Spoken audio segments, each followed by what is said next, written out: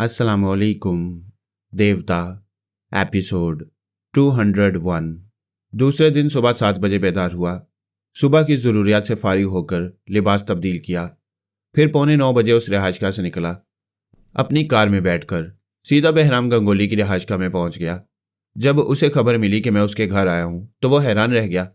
बिस्तर पर उठकर बैठ गया। मैंने उसकी ख्वाबगाह में पहुंचकर पूछा, कैसे हो? 6 माह से गोलियों का जख्म जहरीला होता जा रहा है। बड़ी तकलीफ होती है, लेकिन इससे ज्यादा तकलीफ तुम्हारे आने पर हुई है। जानते हो क्यों? मैं सुन रहा हूं, बोलो। मेरा सबसे पहला, सबसे आखिरी और सबसे जहरीला दुश्मन मेरे घर आया और मैं उसके मुकाबिल दोनों पांवों पर खड़ा नहीं रह सकता। कोई बात नहीं बहराम, अभी तुम्हारी जिंदगी है और जिंदगी के किसी मोड़ पर मेरे सामने अपने पैरों पर खड़े होकर आओगे। जरा टेलीफोन या ट्रांसमीटर के जरिए अपने सुपर मास्टर से राब्ता कायम करो। उससे कहो कि वो अपनी आवाज़ ना सुनाई, लेकिन मैं जो कुछ पूछ रहा हूं वो सुनता रहे। बहराम गंगोली ने किसी से राब्ता कायम किया। उससे कहा, मैं बहराम बोल रहा हूं। इस वक्त फरहाद अली तैमूर मेरे सामने मेरे कमरे में मौजूद है और वो जो कुछ कहना चाहता है और जो कहना चाहता है उसे सुपर मास्टर को भी सुनाना चाहते हैं। लिहाजा ऐसे इंतजाम करो कि यहाँ की बात वहां तक पहुंच जाए। थोड़ी देर बाद राब्ता कायम हो गया। दूसरी तरफ से कहा गया, mister Bahram Gangoli, super master is on the line.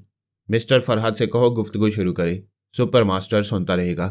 मैंने कहा, बहराम गंगोली, जब मैं यहाँ से चला जाऊंगा तो तुम्हारे जख्म भरने लगेंगे और तुम अपने पैरों पर खड़े रहने के काबिल हो जाओगे। बहराम ने पूछा, इसका मतलब क्या हुआ?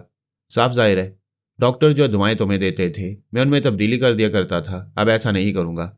उसने घुरा कर पूछा, तुम ऐसा क्यों कर रहे थे? जरा तहम्मुल से सुनो। तुमने एक बार मेरे आदमियों को गालियां दी थी, जिसके नतीजे में तुम्हें गोली मारनी पड़ी, पांव से माजूर कर देना पड़ा। इस तरह मैं 2 मकासद हासिल करना चाहता था। एक तो तुम्हें इबरत हासिल हो और आइंदा फरहाद और उसके किसी साथी के लिए जुबान से गाली ना निकालो। दूसरे ये कि तुम्हें माजूर बनाकर, तुम्हारे दिमाग को कमज़ोर बनाकर मैं पिछले 6 माह से हर 15 दिन पर तुम पर तनवीमी अमल करता रहा हूँ। वह तड़प कर बिस्तर से उठना चाहता था, फिर तकलीफ की शिद्दत से कराहते हुए औंधा हो गया। मैंने कहा, ज्यादा जोश में आओगे तो इसी तरह औंधे मुंह गिरोगे, चुपचाप बैठे रहो। वह दांत पीस रहा था, मुट्ठियां भींच रहा था और बेबसी से मुझे देख रहा था। मैंने कहा, मेरा एक तीसरा मकसद भी था। मैंने सोचा, अगर सुपर मास्टर तुमसे रूबरू गुफ्तगू करता है तो मैं तुम्हारे दिमाग के जरिए उसके दिमाग में पहुंच जाऊंगा। लेकिन वो मेरी तवक्को से ज्यादा चालाक निकला। जैसे ही तुम्हें गोली मारी गई उसने तुमसे हर तरह का राब्ता खत्म कर दिया और मैं उसके दिमाग में पहुंचने की हसरत लेकर रह गया। ऐसा कहते ही मैंने सुपर मास्टर के दिमाग में झांक कर देखा। वो खुश हो रहा था, मुतमईन हो रहा था कि मेरी ख्याल ख्वानी से महफूज है। मैंने वापस आकर फिर बहराम को मुखातिब करते हुए कहा, तुम्हारे दिमाग को कमज़ोर बनाकर और तुम्हारी खोपड़ी पर कब्जा जमा कर एक ही फ़ायदा उठाया जा सकता था कि तुम्हें मार डाला जाए। लेकिन देखो, मैंने तुम्हें जिंदा रखा है। अब सोचो कि मैं तुम्हारे दिमाग को कमज़ोर बनाकर क्या फ़ायदा उठा रहा हूँ। मैं ये कहकर चुप हो गया, उसे मुस्कुराकर देखता रहा, लेकिन सुपर मास्टर के दिमाग में झांकता रहा। वो ये मालूम करने के लिए बेचैन था कि मैं बहराम गंगोली के दिमाग को कमज़ोर बनाकर क्या फ़ायदा उठा रहा हूँ। तब मैंने कहा, सुनो, तुम्हारा सुपर मास्टर ये जानने के लिए बेताब है कि मैंने वो मशीन इसी शहर में कहाँ छुपाई है। सीधी सी बात है कि मैंने तुम्हारे दिमाग को कमज़ोर बनाया। तुम्हें हर 15 दिन के बाद तनवीमी अमल के जरिए अपना मामूल बनाता रहा। तुम्हारे दिमाग को पूरी तरह गिरफ्त में लेकर इस बात पर आमादा कर दिया कि मैं अपने 4 सूटकेस तुम्हारे स्टोर में छुपाऊं तो तुम उसे देखते हुए भी नहीं देख सकोगे, समझते हुए भी नहीं समझ सकोगे। स्टोर रूम में जाओगे और उसे नज़रअंदाज करके चले आओगे। कभी तुम्हें याद नहीं आएगा कि तुम्हारे स्टोर रूम में 4 अदद सूटकेस रखे हुए हैं और ये 6 माह से रखे हुए हैं। आज मैं उन्हें ले जाने आया हूँ। मेरी ये बात सुनते सुपर मास्टर अपनी जगह से उछल कर खड़ा हो गया था। वो कभी सोच भी नहीं सकता था कि मैं उसके दस्ते रास्त बहराम गंगोली के स्टोर रूम में वह मशीन छुपा कर रखूंगा, जबकि वो अभी तक हकीकत नहीं समझ रहा था। असल मशीन तो खुद उसके स्टोर रूम में थी। मैंने बहराम गंगोली के मुलाजिम को पुकारा। उसके आने पर कहा, चलो, स्टोर रूम में 4 सूटकेस रखे हुए हैं, उन्हें उठाकर कार की डिग्गी में रखो। बहराम ने गरज कर कहा, हरगिज नहीं, तुम इसका हुक्म नहीं मानोगे। मेरे स्टोर रूम से कोई चीज़ लेकर नहीं जाओगे। लेकिन वो स्टोर रूम में गया। वहां से 2 सूटकेस उठाकर बेडरूम में आते हुए बहराम गंगोली से बोला, मेरे मालिक, मैं मजबूर हूँ। इस वक्त तो तुम्हारा मुलाजिम नहीं हूँ, फरहाद साहब की मुट्ठी में हूँ। वो बाहर चला गया। मैंने कहा, गंगोली, तुम बिस्तर से उतरना चाहोगे तो फर्श पर रेंगना पड़ेगा और ये तुम्हारी शान और तुम्हारे गुरूर के खिलाफ है। लिहाजा चुपचाप बैठे रहो। मेरे मुकाबिल आने के लिए अपने पैरों पर खड़ा होने का इंतजार करो। उसका मुलाजिम 2 सूटकेस रखकर वापस आया। फिर 2 सूटकेस उठाकर ले जाने लगा। मैं उसके पीछे चलते हुए अपनी कार के पास आया। चारों सूटकेस वहां रख दिए गए थे। मैंने डिग्गी बंद कर दी, स्टीयरिंग सीट संभाली, फिर एयरपोर्ट की तरफ चल पड़ा। इतनी देर में सुपर मास्टर और दूसरे तमाम जिम्मेदार अफसरान के दरमियान खलबली पैदा हो गई थी। वो एक दूसरे से कह रहे थे, इतनी सी बात हमारी समझ में क्यों नहीं आई कि फरहाद अली तैमूर बहराम की जिस्मानी और दिमागी कमजोरी से फ़ायदा उठा सकता है और माल उसके घर में छुपाया जा सकता है। ये तो बहुत मामूली और सीधी सी बात थी। दूसरा कोई अफसर कह रहा था, ऐसे मुअम्मे भी होते हैं जो बहुत उलझे हुए दिखाई देती हैं, लेकिन उनका हल सीधा और साफ होता है, जैसे कि मशीन का मुअम्मा अब हमारी समझ में आ गया है। मैं एयरपोर्ट पहुंच गया। एक ट्रॉली में चारों सूटकेस रखे, फिर काउंटर पर आ गया। वहां एक बोर्डिंग कार्ड लिया, चारों सूटकेसों को लगेज हॉल में जाने के लिए छोड़ दिया, फिर वेटिंग रूम में चलाया। ऐसे वक्त मैं, रसवंती, शीबा और आर्मर चारों उन 4 अफसरों के दिमाग में मौजूद थे, जो अब मेरे सूटकेस खोलकर मशीन के मुख्तलिफ हिस्सों को देख रहे थे। मैंने जिस मशीन के 4 हिस्से 4 सूटकेसों में रखे थे, उन हिस्सों के मुताबिक एक नक्शा तैयार किया था और इसकी तफसीलात भी खुद लिखी थी कि वो किस तरह एक दूसरे से जोड़ी जाती हैं और किस तरह इस मशीन को ऑपरेट किया जाता है। वह चारों फौजी अफसरान बहुत बड़े मैकेनिक थे। उन्हें आसानी से धोखा नहीं दिया जा सकता था, लेकिन जो दिमाग किसी को मैकेनिक बनाता है वो हमारे कब्जे में था। वह चारों हमारी मर्जी के मुताबिक उस मशीन के मुख्तलिफ हिस्सों को चेक कर रहे थे, नक्शा देख रहे थे, उसकी तफसीलात पढ़ रहे थे और हमारी मर्जी के मुताबिक मुतमईन होते जा रहे थे। आखिर उन चारों ने 4 सूटकेस उठा लिए, तेजी से चलते हुए लगेज हॉल के दूसरे रास्ते से बाहर आ गए। वहां उनके लिए एक बंद गाड़ी तैयार थी, उसमें मुसल्ला जवान मुस्ताद नजर आ रहे थे। वह चारों इस गाड़ी के पिछले हिस्से में जाकर बैठ गए, फिर गाड़ी चल पड़ी। इसके चंद मिनट बाद ही एयरपोर्ट के एक मुलाजिम ने मेरे पास आकर कहा, जनाब आपका फ़ोन है। मैं अपनी जगह से उठकर उसके साथ चलता हुआ सिक्योरिटी ऑफिसर के दफ्तर में आया। वहां रिसीवर क्रैडल से अलग रखा हुआ था। ऑफिसर ने रिसीवर की तरफ इशारा किया।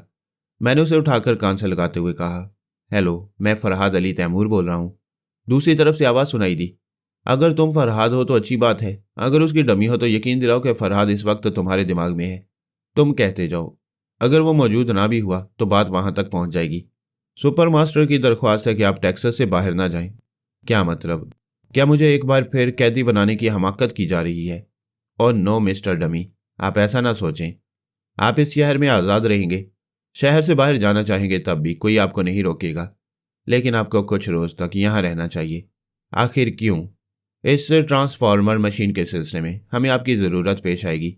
अच्छा, तो मेरा सामान चेक किया गया है और उन चारों सूटकेस पर कब्जा जमा लिया गया है। यही बात है। आप अपनी रिहाइशगाह में वापस जाएं। वहाँ ऐसे इंतजामात कर दिए गए हैं कि आप ट्रांसमीटर के जरिए सुपर मास्टर से गुफ्तगू कर सकेंगे। मुझे वापस रिहाइशगाह तक पहुँचने में 1 घंटा लगेगा। उससे पहले मेरी एक वार्निंग सुपर मास्टर तक पहुँचा दो। मैं जिस त्यारे में जा रहा था और जो सीट नंबर मुझे इस बोर्डिंग कार्ड में मिल चुका था, मैं उसी सीट पर बैठकर इसी त्यारे में जाऊंगा और जब तक नहीं जाऊंगा वो त्यारा इसी रनवे पर खड़ा रहेगा, ख्वाह मुझे यहाँ से जाने में हफ्ता, महीना या साल लग जाए। अगर यह त्यारा यहाँ से हरकत करेगा तो इसकी जिम्मेदारी आप लोगों पर आयद होगी। मैं आ रहा हूँ। मैंने रिसीवर रख दिया। सिक्योरिटी ऑफिसर के दफ्तर से निकलकर विजिटिंग रूम से गुजरता हुआ एयरपोर्ट की इमारत से बाहर जाने लगा। ये टेक्सास शहर मशीन के सिलसिले में एक अहमियत इख्तियार कर रहा था। अब इसी शहर में नए मामलात ज़ेर बहस आने वाले थे और नए लर्जाखेज वाक़यात जन्म लेने वाले थे। मैं उसी रिहाइशगाह में वापस पहुंच गया। वहां सुपर मास्टर से गुफ्तगू करने के इंतजामात कर दिए गए थे। मैंने कंप्यूटर को ऑपरेट करते हुए सुपर मास्टर से कहा, सॉरी, अभी फरहाद साहिब और रसवंती साहिबा जजीरे में मसरूफ़ हैं। मैं आपकी बातों का माकूल जवाब नहीं दे सकूंगा। सुपर मास्टर ने कहा, आपने फ़ोन के जरिए धमकी क्यों दी? मैंने नहीं, फरहाद साहब ने दी और चले गए। जाहिर है वहाँ शीबा और आर्मर और ज़्यादा मुसाहिब में गिरफ्तार होने वाले हैं। वहाँ सबको मशीन का इंतज़ार होगा। जब तक मशीन नहीं पहुँचेगी शीबा और आर्मर की रिहाई मुमकिन न होगी, और जब तक मशीन यहाँ से नहीं जाएगी वह तैयारा भी रनवे से हरकत नहीं करेगा। अगर करेगा तो बहुत दूर नहीं जा सकेगा, तमाम मुसाफिरों के साथ तबाह हो जाएगा। यकीन ना हो तो इस चैलेंज को आजमा कर देख लो। अब फरहाद का इंतज़ार करो और मुझे आराम करने दो, दैट्स ऑल। मैंने राब्ता ख़त्म कर दिया। फ़ौरन ही ख्याल ख्वानी की परवाज़ की और आमना के पास पहुँच गया। मिस्टर अननोन को इतला मिली थी कि आर्मर पहुँचने ही वाला है। उसने बड़े सख्त हिफाजती इंतजामात किए थे और यह साफ तौर से कह दिया था कि आर्मर जिस हेलीकॉप्टर में आ रहा है वह जजीरे के ऐन वस्त में आएगा, लेकिन जजीरे की ज़मीन पर नहीं उतरेगा, कुछ बुलंदी पर रहेगा। आर्मर और मिस्टर सरपास सीढ़ी के जरिए नीचे उतरेंगे। किसी तीसरे शख्स को उतरने की इजाज़त नहीं दी जाएगी। इसके बाद हेलीकॉप्टर वापस चला जाएगा। शीबा और आमना एक गाड़ी में मिस्टर अननोन के साथ बैठकर जजीरे के वस्त में आई थी। वहां घने जंगलात के दरमियान एक खुला मैदान सा था। वहां हेलीकॉप्टर आने वाला था। मैंने आमना के जरिए देखा। चारों तरफ मुसल्लह जवान खड़े हुए थे। दरख्तों की बुलंदी पर भी वो नजर आ रहे थे। कई जगह त्यारा शिकन तोपें दिखाई दे रही थी। यानी इस जजीरे के हिस्से में आने वाला कोई हेलीकॉप्टर या तैयारा बचकर नहीं जा सकता था और कोई शख्स वहां आकर मिस्टर अननोन से फ्रॉड नहीं कर सकता था। फिर दूर कहीं से हेलीकॉप्टर की आवाज सुनाई देने लगी। सभी मुस्ताद हो गए। आसमान की तरफ देखने लगे। एक हेलीकॉप्टर दूर से परवाज करता हुआ आ रहा था। उसका पायलट ट्रांसमीटर के जरिए कह रहा था, मिस्टर अननोन, हम पहुंच रहे हैं। आप बताएं हेलीकॉप्टर को कहां पहुंचना है। मिस्टर अननोन ने कहा, हमारा एक सिग्नल मैन दोनों हाथों में झंडियां लिए तैयार खड़ा है। उसके करीब आकर नीची परवाज करो और सीढ़ी को जमीन की तरफ लटका दो। हमारे आने वाले मेहमानों से कहो उनकी तादाद 2 से ज्यादा ना हो। पायलट ने कहा, आपको यह सुनकर और ज्यादा इत्मीनान होगा कि अब 2 नहीं सिर्फ एक मेहमान आ रहा है। मिस्टर सरपास अचानक बीमार हो गए हैं। आप मिस्टर आर्मर का इस्तकबाल करें। इतने में वह हेलीकॉप्टर करीब आ चुका था। सिग्नल मैन की तरफ नीची परवाज कर रहा था। सीढ़ी नीचे की तरफ लटका दी गई। सबके सर ऊपर को उठे हुए थे। आर्मर संभल कर सीढ़ी से उतर रहा था, नीचे की तरफ आ रहा था। उसने कैनवस के जूते, चुस्त पतलून और जैकेट पहनी हुई थी। सर पर हेलमेट था। तेजी से गर्दिश करते हुए पंखी की वजह से आसपास के दरख्त शोर मचा रहे थे, जैसे आंधी चल रही हो। गर्द भी फैलती जा रही थी। वहां का माहौल धुंधला गया था। मिस्टर अननोन और उसके मुसल्ला आदमी आंखें फाड़ फाड़ कर हेलीकॉप्टर से उतरने वाले आर्मर को देखते जा रहे थे। फिर वो कूदकर जमीन पर आ गया। हेलीकॉप्टर की सीढ़ी ऊपर जाने लगी। वो परवाज करता हुआ वहां से दूर चला गया। गर्द का धुंधलक्का छटने लगा। उनके सामने मैदान के वस्त में वो खड़ा हुआ था। उसने दोनों हाथ अपने सर की जानिब ले जाकर हेलमेट को उतारा और फिर उसे एक तरफ फेंका तो सभी चौंक गए। सोनिया अपनी जुल्फों को झटक कर दोनों हाथ कमर पर रखे खड़ी हुई थी। शिबा ने उसे देखते ही जोरदार कहका लगाया। आमना ने बुलंद आवाज से कहा, मिस्टर अननोन, अभी मिस्टर फरहाद मेरे दिमाग में कह रहे हैं। हमारी लुगत में ट्रांसफार्मर मशीन का मतलब है सोनिया। वो सोनिया जो दुश्मन को जिंदगी से मौत की तरफ ट्रांसफर करती है। उसे रोक सकते हो तो रोक लो। आज ये तुम्हारे पीछे छुपी हुई सुपर ताकत को पर्दे से बाहर ट्रांसफर करने आई है। बज़ाहिर ये हमाकत थी। सोनिया को इस जजीरे में नहीं भेजना चाहिए था। हम अच्छी तरह जानते थे वहां कितने सख्त इंतजाम थे। जजीरे के चारों तरफ मशीन गन्ने और त्यारा शिकन तोपें नस्ब थीं। मिस्टर अननोन ने आर्मर का इस्तकबाल करने के लिए और भी सख्त हिफाजती इंतजाम किए थे। जिस मैदान में सोनिया आकर खड़ी हुई थी वहां चारों तरफ क्लाशनकोफें और स्टेन गन्ने नजर आ रही थीं। सोनिया लाख किस्मत की धनी सही, उसने बारहा अपनी तरफ आने वाली मौत का रुख फेर दिया था। लेकिन इस बार मौत कहीं एक तरफ से नहीं, चारों तरफ से आ रही थी। वह जिस जगह बड़ी शान से दोनों हाथ कमर पर रखे खड़ी थी वहीं उसकी कब्र बन सकती थी। लेकिन हमने भी अपने तौर पर कुछ इंतजाम किए थे। सोनिया ने अंधाधुंध मौत के जजीरे में छलांग नहीं लगाई थी। पिछले 1 बरस 2 माह से शीबा और आमना इस जजीरे में कैद थी। इस जजीरे में हमने वादी काफ से आने वाले 15 गोरीलों को अपना मुती और फर्मा बरदार बनाया था। वो 15 अफराद इस तवील अरसे में मारे गए थे। लेकिन इसी तवील अरसे में हमने मिस्टर अननोन के आदमियों को अपना फर्मा बरदार बनाना शुरू किया था। जो भी हमारी टेलीपैथी की जद में आता हम उसे समझाते थे कि उसे अननोन की वफादारी करते हुए हराम मौत मरने नहीं देंगे, उसकी हिफाजत करेंगे और अगर उसने इनकार किया तो टेलीपैथी के हथियार से मारा जाएगा। इस तरह हमने रफ्ता रफ्ता 40 मुसल्ला अफराद को अपना मुती और फर्मा बरदार बना लिया था। उन 40 में से कुछ का ताल्लुक उस गोदाम से था जहां असले का जखीरा किया गया था। कुछ का ताल्लुक त्यारा शिकन फौजी दस्तों से था। उस जजीरे में तकरीबन 25 मशीन गन्नें थीं, जिनमें से 10 मशीन गन्नें हमारे वफादारों के पास रहा करती थीं। और तो और मिस्टर अननोन के 2 खास बॉडीगार्ड जो उसके पीछे खड़े हुए थे वो हमारे अपने आदमी बन चुके थे। हम अगर चाहते तो मिस्टर अननोन को बहुत पहले ख़त्म कर चुके होते या उसको जख्मी करके उसके दिमाग में पहुंच जाते। लेकिन इस तरह शीबा और आमना के लिए खतरात पैदा हो जाते। हम बड़ी सहूलत से जजीरे में दूर तक सुरंग बनाते जा रहे थे। जिस बड़ी ताकत ने भी मिस्टर अननोन की खिदमत हासिल की थी उसने बड़ी दानिशमंदी का सबूत दिया था। अननोन बहुत ही मोहतात रहने वाला शख्स था। उसके कॉटेज में उसके दोनों बॉडीगार्ड भी दाखिल नहीं हो सकते थे। किचन में वो खुद जाता था, एक प्याली चाय भी खुद बनाकर पीता था। उसे अंदेशा था कि हम उसके किसी आदमी को ट्रैप करके उसके खाने पीने की चीज़ों में कोई ऐसी दवा मिला सकते हैं जो उसके दिमाग को कमज़ोर बना देती। यही वजह थी कि हमने 1 बरस 2 माह में वादी काफ में मास्क मैन के तिलिस्म को तोड़ दिया था। इस जजीरे के अंदर दूर तक अपने कदम जमा लिए थे। सिर्फ मिस्टर अननोन के अंदर पहुंचने में नाकाम रहे थे, लेकिन अब उसकी भी शामत आ गई थी। उसने दूर खड़ी हुई सोनिया को देखते हुए कहा, फरहाद तुम्हारी जैसी भेड़ बकरियों को पालता है, फिर अपना काम निकालने के लिए हम कसाईयों के सामने धकेल देता है। खुद दूर बैठा आराम से तमाशा देखता रहता है। क्या तुम लोगों को अपनी हमाकत का एहसास नहीं होता? कसाई हो तो फरहाद की भेड़ को फौरन ज़िबा कर दो, कहीं मैं भेड़ से भेड़िया ना बन जाऊं। मेरी आंख के एक इशारे पर मेरे एक अदना सा सिपाही तुम्हें गोली मार देगा। तुमने आज तक नाकाबिले शिकस्त होने का हैरत अंगेज रिकॉर्ड कायम किया है। अपनी मक्कारियों से खौफनाक तंजीमों को दहशत ज़दा कर रखा है। ये सब कुछ पल भर में फना हो जाएगा, लेकिन मैं तुम्हें ज़िंदगी की थोड़ी सी सांसें खैरात कर रहा हूँ। बाजी मेरे हाथ में है। दुनिया की तमाम सुपर ताकतें और तुम्हारे तमाम टेलीपैथी जानने वाले भी यहाँ से तुम्हें जिंदा सलामत नहीं ले जा सकेंगे। सोनिया ने पूछा, तुम मुझे कुछ देर क्यों जिंदा रखना चाहते हो? मैं तुम्हारे जरिए फरहाद से पूछ रहा हूँ, उसने वादा खिलाफी क्यों की? सोनिया ने कहा, उसने वादा पूरा किया है। मैं ट्रांसफॉर्मर मशीन हूँ। तुम्हारे पीछे छुपी हुई सुपर ताकत को ट्रांसफर करके सामने लाऊंगी। अब देखो मैं उसे कैसे बेनकाब होने पर मजबूर करती हूँ। सोनिया ने अपनी दोनों मुट्ठियां बंद की, उन्हें फिजा में बुलंद करते हुए कहा, इन मुट्ठियों में 10 उंगलियां हैं। मैं एक एक उंगली उठाऊंगी और जजीरे पर बारी बारी क़यामत गुजरेगी। फिर उसने कहा, 1। इसके साथ ही उसने एक उंगली उठाई।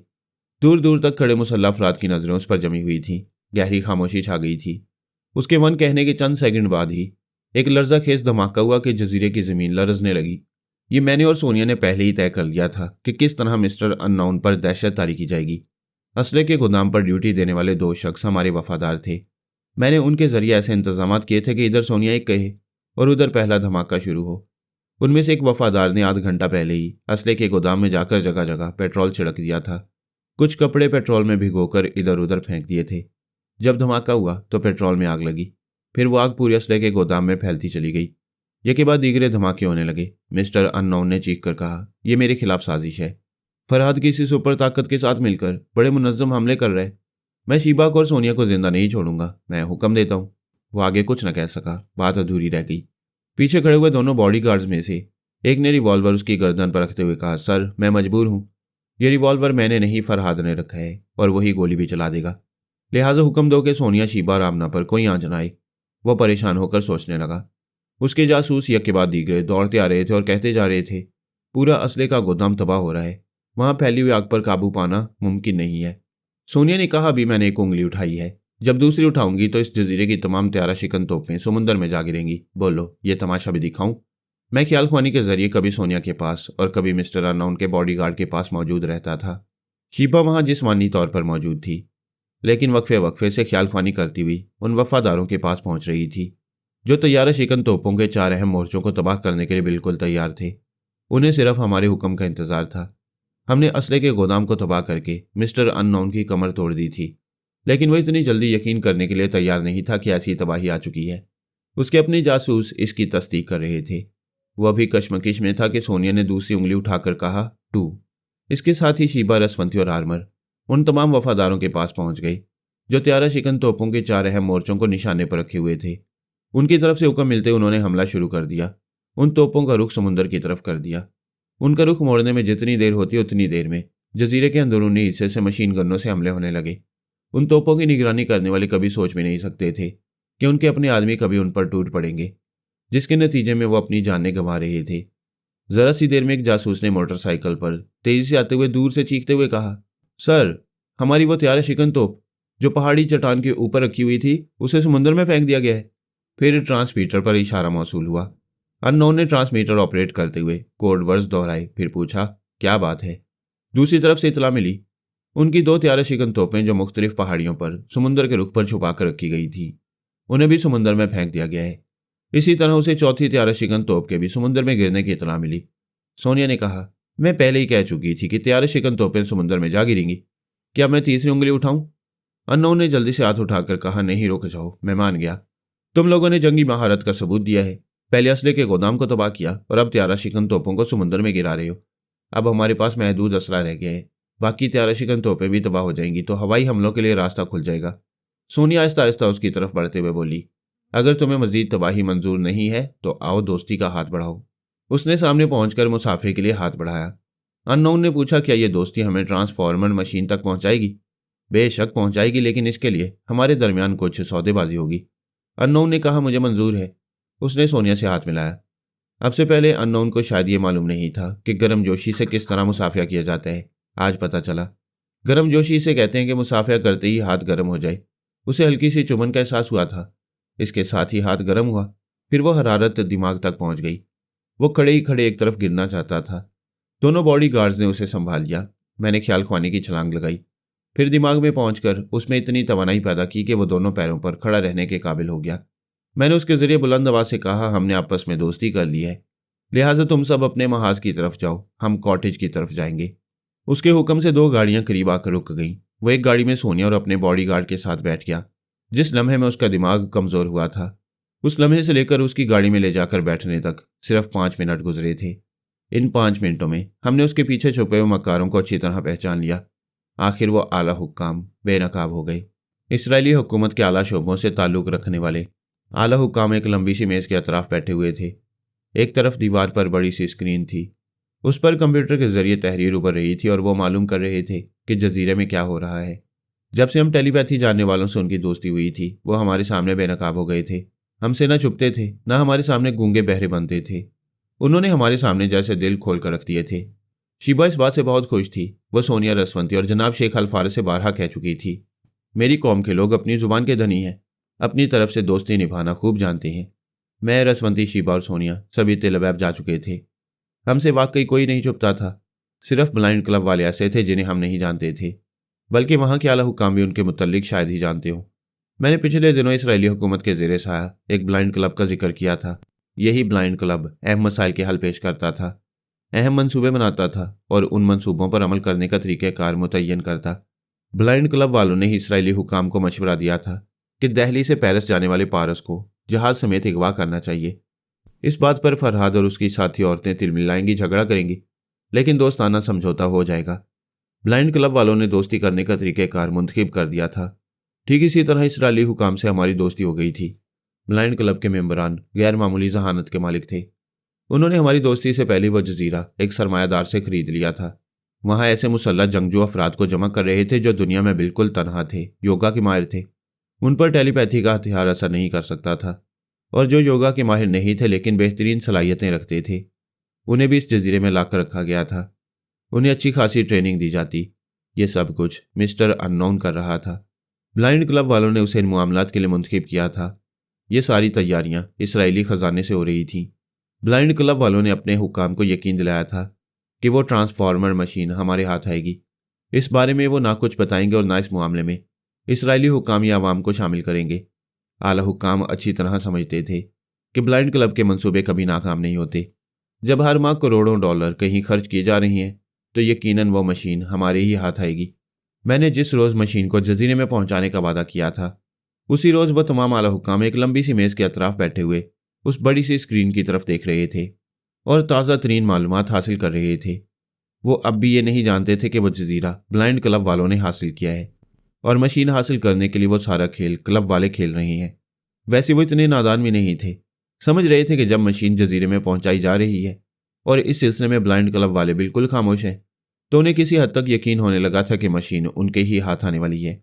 वो बज़ाहिर शीबा के अगवा पर चीख रहे थे, बड़ी ताकतों को लान तान कर रहे थे, लेकिन ये भी सोच रहे थे कि अगर मशीन हासिल करने के लिए शीबा को अगवा किया गया है तो कोई बात नहीं, वैसी हज़ारों शीबाओं की कुर्बानी दे सकती हैं। बेशक क्लब वालों ने बहुत ही जहानत से मंसूबा बनाया था। वे एक तरफ शीबा को अगवा करके मशीन हासिल कर रहे थे, दूसरी तरफ मासूम बने हुए थे। जब मशीन हासिल हो जाती और उनके कब्जे में आ जाती तो वो शीबा के जरिए अपने खास आदमियों के दिमागों में टेलीपैथी मुंतकिल कराते। उस वक्त तक वो अनजान और मासूम बने रहते। इसी तरह शीबा की वापसी के लिए चीखो पुकार करते रहते, बड़ी ताकतों को लान तान करते रहते कि उनकी कौम की एक टेलीपैथी जानने वाली अगवा की गई है और उसकी बाजियाबी के लिए बड़ी ताकतें कुछ नहीं कर रही हैं। जब शीबा को ट्रांसफार्मर मशीन से गुजार कर अपने खास आदमियों के दिमागों में टेलीपैथी मुंतकिल कराने के बाद उन्हें कामयाबी का यकीन हो जाता, तब वो इंकशाफ करते कि ये सारी चालें इसराइली हुकाम की जानिब से थीं और इसकी कामयाबी का सेहरा ब्लाइंड क्लब वालों के सर है। इस इंकशाफ के बाद अगर शीबा नाराज़ होती तो उनका कुछ ना बिगड़ता। वह शीबा को कैद कर देते या सजाए मौत दे देते। रह गए फरहाद और रसवंती, तो उनके मुकाबले पर उनके कितने ही आदमी टेलीपैथी सीख चुके होते। मजीद टेलीपैथी जानने वालों की फौज बनाने के लिए ट्रांसफार्मर मशीन उनके पास हमेशा मौजूद रहती। हम छोटे बड़े तमाम ममालिक के राजों से वाकिफ रहने के बावजूद सियासत से दूर रहते हैं। इसके बावजूद दूसरे हमें सियासी मामलात में घसीटते रहते हैं। पहले हम ट्रांसफार्मर मशीन को तबाह करके टेलीपैथी जानने वाले शैतानों को पैदा होने से रोक देना चाहते थे। इन लोगों की सियासत ने हमें समझा दिया कि ट्रांसफार्मर मशीन को बर्बाद नहीं करना चाहिए, उसे किसी तरह भी हिफाजत से बाबा साहब के दायरे में पहुंचा देना चाहिए।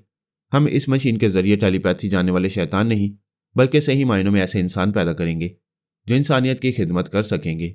हमारी जिंदगी दुश्मनों से जंग करते हुए गुजर रही थी। हमने दोनों पारस के मुतालिक सोच रखा था कि उनके साथ ऐसा नहीं होगा।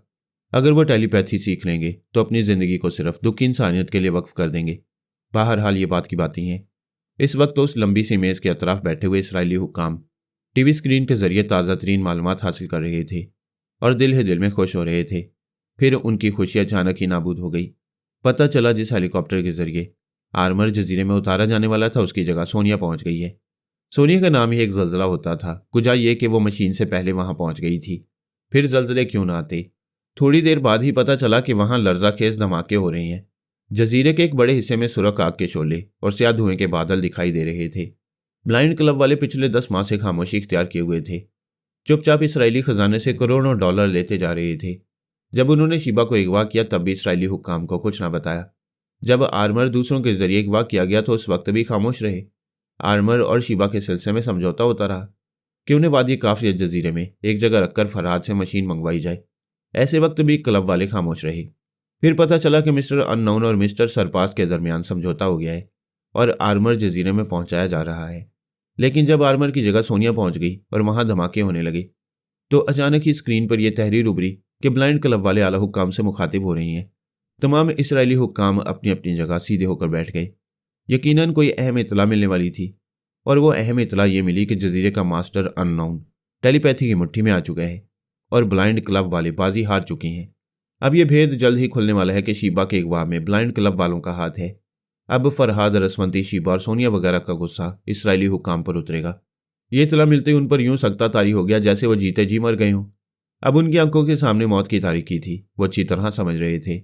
शीबा और दूसरे टेलीपैथी जानने वाले उन सबके दिमागों में पहुंचे हुए हैं। कोई किसी से छुपा हुआ नहीं है। वो टेलीपैथी के दोष पर आने वाली मौत से नहीं छुप सकते। एक आला अफसर ने कंप्यूटर के जरिए गुस्से का इजहार किया। मैं ब्लाइंड क्लब वालों से मुखातिब हूँ। क्या उन्हें इस हमाकत का एहसास है कि उनकी गलत प्लानिंग की वजह से हम सब मौत के मुंह में जाने वाले हैं? यहाँ के एक आला ओहदेदार, फौज का एक आला अफसर भी टेलीपैथी वालों के हाथों जिंदा नहीं बचेगा। ब्लाइंड क्लब वालों की तरफ से जवाब मिला, हमने कोई गलत प्लानिंग नहीं की। यह फरहाद की जिंदगी में पहला मौका आया था जब उसकी 2 साथी औरतें 1 बरस 2 माह तक जजीरे में कैदी की जिंदगी गुजार रही थीं। वो उन्हें वहां से निकालने में नाकाम रहा था। हमारी प्लानिंग के बायस तमाम सुपर ताकतें हैरान और परेशान हो गई थी और सबको यकीन था कि हम कामयाब होने वाले हैं और हम कामयाब हो रहे थे। ऐसे में नाकामी मुकद्दर बन जाए तो हमारी प्लानिंग में कोई खोट नहीं निकाला जा सकता। क्लब वालों की जानिब से दूसरी तहरीर उभरी, हम पेश आने वाले खतरात से आगाह करते हैं। आप लोग हिफाजती इंतजाम करें। हुकूमत के मुख्तलिफ शोबों के जितने आला हुकाम हैं वो फौरन इस्तीफा दें और उनकी जगह ऐसे अफराद के हाथों में हुकूमत की बागडोर दी जाए जो टेलीपैथी जानने वालों से महफूज हों, जो योगा के माहिर हों या कम अज़ कम उनके मुतालिक इतना यकीन हो कि फरहाद और उसकी टेलीपैथी जानने वाली साथियों ने कभी उनकी आवाज़ और लबो लहजा ना सुना हो और ना ही उनकी आवाज़ों तक पहुंच सकते हो। एक आला हाकिम ने कंप्यूटर के जरिए जवाब दिया, ब्लाइंड क्लब वालों का दिमाग चल गया है। ये सियासी मामलात हैं। पलक झपकते ही सियासी तब्दीलियां नहीं आ सकती। तुम लोग अपने मंसूबों की नाकामी की सजा हम लोगों को दे रहे हो। हम इक़्तिदार से हटाना चाहते हो। दूसरे आला हाकिम ने कंप्यूटर के जरिए कहा, हम इतनी आसानी से इक़्तिदार नहीं छोड़ेंगे। शीबा को तुम लोगों ने अगवा किया, फरहाद को तुम लोगों ने ब्लैकमेल किया, इसमें हमारा कोई कसूर नहीं। हम फरहाद, शीबा और रसवंती के सामने अपनी सफाई पेश करेंगे। वो नादान नहीं है। वो इतना तो समझ ही लेंगे कि तुम लोगों की चालबाजियों में हमारा कोई हाथ नहीं था। ब्लाइंड क्लब वालों की जानिब से कहा गया, फरहाद इतना तो समझ ही लेगा कि इसराइली खजाने से वो जजीरा खरीदा गया और वहां हजारों मुसल्लह अफराद की परवरिश की गई। ये जो भी ड्रामा खेला गया वो दौलत इसराइल के बल पर खेला गया है। दौलत और इक़्तिदार की हवस बुरी होती है। दुनिया का कोई भी इक़्तिदार पसंद शख्स अपनी कुर्सी छोड़ना नहीं चाहता, ख्वाह इस कुर्सी पर बैठे बैठे उसकी जान ही क्यों ना निकल जाए। अब इन तमाम आला हुकाम को हमारा इंतजार था। वो समझ रहे थे भेद खुलते ही हम उनकी तरफ लपकेंगे, उनके दिमागों में जलजले पैदा करेंगे, उनकी हुकूमत को नुकसान पहुंचाना चाहेंगे। अगर खुद को और हुकूमत को बचाने के लिए गिड़गिड़ाकर मुआफ़ी मांगना पड़े तो वो मुआफ़ी तो क्या हमारे कदमों में गिर जाएंगे। हर मुमकिन तरीके से अपनी सफाई पेश करेंगे। हमें कायल करेंगे कि यह सिर्फ ब्लाइंड क्लब वालों की गलती थी और इस गलती में उनका कोई हाथ नहीं था। वो हमें मोम कर दें, हमसे मुआफ़ी मांगने की तदबीरें सोच रहे थे, हमारा इंतज़ार कर रहे थे और वो इंतज़ार थका देने वाला था। हम उनकी तरफ नहीं आ रहे थे। हत्ता कि उनकी कौम की बेटी शीबा भी उनसे कोई राब्ता कायम नहीं कर रही थी। ये ऐसी बात थी जिससे और ज़्यादा तजस्सुस पैदा हो रहा था और दहशत तारी होती जा रही थी। फिलहाल उनसे राब्ता कायम करना ज़रूरी नहीं था। हम चुपचाप इसराइल के आला फौजी असला खानों और वहाँ के आला हुकाम के मुतालिक मालूम कर रहे थे कि वहाँ कोई तब्दीली हो रही है या नहीं। शीबा वहाँ ज़्यादा अरसे रहकर आई थी, वहाँ के मुतालिक हमसे ज़्यादा जानती थी। वह एक आला अफसर और हाकिम के दिमाग में जाती, उसके ज़रिए हम भी वहाँ पहुँचते थे और अपना जाल बिछाते थे। हमें उनसे अपनी शराइत मनवाना थी। अगर वो ना मानते तो उन्हें थोड़ा बहुत नुकसान पहुँचाकर मानने पर मजबूर कर देते। हमने मिस्टर अननोन को उसके कॉटेज में बंद कर दिया था। इसराइली हुक्काम और ब्लाइंड क्लब वालों से निमटने के तमाम इंतजामात मुकम्मल करने के बाद अननोन से कहा, ब्लाइंड क्लब के किसी भी मेंबर से राब्ता कायम करो। उसने हुक्म की तामील की। अगर ना करता तो हम उसके दिमाग पर कब्जा जमाकर ऐसा करने पर मजबूर कर देते। बहरहाल उसने ट्रांसमीटर के जरिए किसी को मुखातिब किया। दूसरी तरफ से जवाब मिला, मिस्टर अननोन, पहली इतला के मुताबिक तुम टेलीपैथी जानने वालों के शिकंजे में हो। अगर ये दुरुस्त है तो इसका मतलब है कि मेरी आवाज़ वो भी सुन रहे होंगे। हम जानते हैं कि हमारा भेद खुलने के बाद वो कैसी कैसी इंतकामी कार्रवाइयाँ कर सकती हैं। बहरहाल समझौते की कोई गुंजाइश हुई तो हम उनसे दरख्वास्त करेंगे कि हमसे दोस्ती ना सही तो दुश्मनी भी ना करें। अपनी जो शराइत मनवाना चाहें हम तैयार हैं। मैं उस बोलने वाले के दिमाग में पहुंचा। पता चला ब्लाइंड क्लब के मेंबरान से उसका कोई ताल्लुक नहीं। वह एक कंप्यूटर के सामने बैठा हुआ है और उस कंप्यूटर के जरिए ब्लाइंड क्लब के मेंबरान को यह सारी रिपोर्ट पहुंचा रहा है। मिस्टर अननोन ने हमारी मर्जी के मुताबिक कहा, मिस्टर फरहाद की पहली शर्त यह है कि इस जजीरे से तमाम जंगजू अफराद हटा लिए जाएं। असले का गोदाम तबाह होने के बाद जितनी त्यारा शिकन तोपें और मशीन गन्ने हैं वो सब कॉटेज के सामने लाकर ढेर कर दी जाएं। कंप्यूटर के सामने बैठा हुआ शख्स ये सारी बातें ब्लाइंड क्लब के मेंबरान तक पहुंचा रहा था। वहां से कंप्यूटर के जरिए जवाब मौसूल हुआ, हमें फरहाद की यह शर्त मंजूर है, दूसरी शर्त बयान की जाए। मिस्टर अननोन ने फिर मेरी मर्जी के मुताबिक कहा, जब तमाम हथियार एक जगह ढेर कर दिए जाएंगे तो इनका एक तैयारा आएगा। उसमें शीबा, आमना और सोनिया यहाँ से रवाना हो जाएंगी। इन दो शराइत पर फौरी अमल लाजमी है। देर होगी और इन्हें नुकसान पहुंचेगा तो समझ लें नतीजा क्या होगा। उनकी दोस्ती की आड़ में तुम लोगों ने फ़ायदा उठाना चाहा। उन्होंने भी तुम्हारी दोस्ती की आड़ में तुम्हारे इतने राजों से वाकफियत हासिल कर ली है कि जब इन राजों का इंकशाफ करेंगे तो तुम्हारे होश उड़ जाएंगे। कंप्यूटर के सामने बैठा हुआ शख्स ट्रांसमीटर के जरिए मिस्टर अननोन से कहने लगा, ब्लाइंड क्लब के मेंबरान को दोनों शराइत मंजूर हैं, इन पर फौरी अमल करो। अपने आदमियों को हुक्म दो कि बाकी तमाम हथियार लाकर कॉटेज के सामने फेंक दें। मादाम सोनिया, शीबा और आमना के लिए जो तैयार आए उसे जजीरे में उतरने से कोई ना रोके और ना ही कोई इनकी रवानगी के वक्त कोई छेड़छाड़ की जाए। मिस्टर अननोन ट्रांसमीटर के जरिए अपने जजीरे के अंदर फैले हुए सुराग रसानों और अहम फौजी अफसरों को हुक्म देने लगा कि वो अपने हथियार कॉटेज के सामने लाकर डाल दें। शीबा ने जनाब शेख अल फारस साहब को मुखातिब करते हुए कहा, हमारी रवानगी का वक्त आ चुका है, तैयारा रवाना किया जाए। फ्रांस का एक तैयारा बहुत पहले ही रवाना कर दिया गया था। उसका पायलट एथेंस के एयरपोर्ट पर हमारे हुक्म का मुंतजिर था। जनाब शेख साहब ने कहा, बेटी शीबा, मैं इस पायलट की आवाज़ सुना रहा हूँ, तुम इसके दिमाग में पहुंचकर हुक्म दो, वह चलाएगा। उन्होंने पायलट की आवाज़ सुनाई। शीबा ने ख्याल ख्वानी की परवाज़ की, फिर उस पायलट के पास पहुंचकर कहा, मैं शीबा बोल रही हूँ, जजीरे में हमारे लिए कोई खतरा नहीं है, तैयारा ले आओ, यहाँ कोई बाकायदा एयरपोर्ट नहीं है। तुम परवाज़ के दौरान जजीरे के घने जंगलों के दरमियान एक चौड़ा पुख्ता रास्ता दूर तक जाता हुआ देखोगे। उसी रास्ते पर जहाज़ उतारना होगा। तुम जहाँ भी उतरोगे हम वहाँ पहुँच जाएंगे। जजीरे में मिस्टर अननोन के अहकामात की तामील हो रही थी। उसके मुसल्लह अफराद गाड़ियों में आ रहे थे, मशीन गन्ने और दूसरे जदीद हथियार लाकर कॉटेज के सामने डाल रहे थे। तैयारे के पायलट से हमारा राब्ता कायम था। सोनिया ने 6 गाड़ियां ली। एक में वो मिस्टर अननोन, दोनों बॉडीगार्ड शीबा और आमना के साथ बैठ गई। जजीरे में हमारे तकरीबन 40 वफादार थे, जिनमें से 27 बाकी बचे थे। वह तमाम जांबाज 5 गाड़ियों में बैठ गई। शीबा और सोनिया का काफिला वहां से रवाना हो गया। मैं कभी चुपचाप सुपर मास्टर के पास पहुंचता, कभी मास्क मैन से राब्ता कायम करता और कभी इसराइली हुकाम के पास पहुंचता। इन तमाम दुश्मनों पर नज़र रखना बहुत ज़रूरी था। वो किसी वक्त भी सोनिया, शीबा और आमना को नुकसान पहुंचा सकते थे। सुपर मास्टर के दिमाग में पहुंचकर पता चला खलाई सियारे के जरिए इस जजीरे की तस्वीरें उतारी जा रही हैं। इन तस्वीरों के जरिए पता चला कि आर्मर की जगह सोनिया पहुंची थी और धमाके हो रहे थे। पै दर पै कई धमाकों के बाद बिल्कुल खामोशी छा गई थी। पता नहीं वहां क्या हो रहा था। जो कुछ भी हो रहा था वो खलाई सियारों के जरिए मालूम नहीं किया जा सकता था और ये बात हमारे हक में थी। दुश्मनों को इस बात का इल्म न हो सका कि मेरी 3 साथी औरतें वहां से रवाना हो रही हैं। सुपर मास्टर बार बार कंप्यूटर के जरिए राब्ता कायम करना चाहता था। अपने आदमियों को मेरे पास भेजना चाहता था और उनके जरिए पूछना चाहता था, फरहाद साहब को मुझसे राब्ता कायम करने की फुर्सत कब मिलेगी। मैं जवाब देता था, अभी जजीरे में मसरूफ़ हैं, जैसे ही फुर्सत मिलेगी राब्ता कायम हो जाएगा। उसी रात 10 बजे शीबा, आमना और सोनिया अपने 27 जांबाजों के साथ पेरिस बखैरियत पहुंच गईं। इन जांबाजों के लिए हुकूमत फ्रांस ने पहले ही रिहायशी इंतजाम कर दिए थे। और शेख साहब से वादा किया था कि इनके लिए एक नई बस्ती आबाद करने के लिए एक छोटा सा इलाका मखसूस कर दिया जाएगा। अननोन को यह कहकर छोड़ दिया गया कि अब तुम ना घर के रहे और ना घाट के, जहां चाहो जा सकते हो और देखो कि अब तुम्हें कौन कबूल करता है। दूसरे दिन फ्रांसीसी अखबारात में ये चौंका देने वाली खबर शाया हुई कि शीबा और आर्मर बखैरियत बाबा साहब के दायरे में पहुंच गई हैं। जजीरे का मिस्टर अननोन और वादी काफ का मिस्टर सरपास जो ड्रामा प्ले कर रहे थे, फरहाद अली तैमूर ने उसका ड्रॉप सीन कर दिया है। अब इस जजीरे और वादी काफ में उल्लू बोल रही हैं। ये खबरें पढ़ने के बाद सुपर मास्टर ने फिर राब्ता कायम किया। इस बार मैंने कंप्यूटर के जरिए उसकी बात सुनी। वो पूछ रहा था, क्या यह दुरुस्त है? 2 अनजाने दुश्मनों ने जजीरे और वादी काफ में ज़बरदस्त महाज बना रखा था। क्या वाकई मिस्टर फरहाद अपने साथियों शीबा और आर्मर को वहां से निकाल कर ले गई हैं? मैंने कंप्यूटर के जरिए जवाब दिया, हाँ, मिस्टर फरहाद ने नामुमकिन को मुमकिन कर दिखाया है। तुमने शीबा और आर्मर को वहां मार डालने में कोई कमी नहीं छोड़ी थी। सुपर मास्टर ने कहा, मिस्टर फरहाद, ये आप क्या कह रहे हैं? जो तुमने किया वही कह रहा हूं। मेरा डमी यहां से 4 सूटकेस ले जा रहा था। तुम लोगों ने उस पर कब्जा जमा लिया, उसे जजीरे तक पहुंचने नहीं दिया, जिसके नतीजे में शीबा को हलाक किया जा सकता था। उधर आर्मर भी मारा जाता। तुम्हारा कुछ न बिगड़ता, फायदा ही फायदा होता, क्योंकि तुम्हारी दानिस्त में वो ट्रांसफॉर्मर मशीन तुम्हारे हाथ आ गई थी। हम जानते थे तुम्हारे आदमियों पर कोई आंच नहीं आएगी। तुम बहुत ज़हीन और हाजिर दिमाग हो।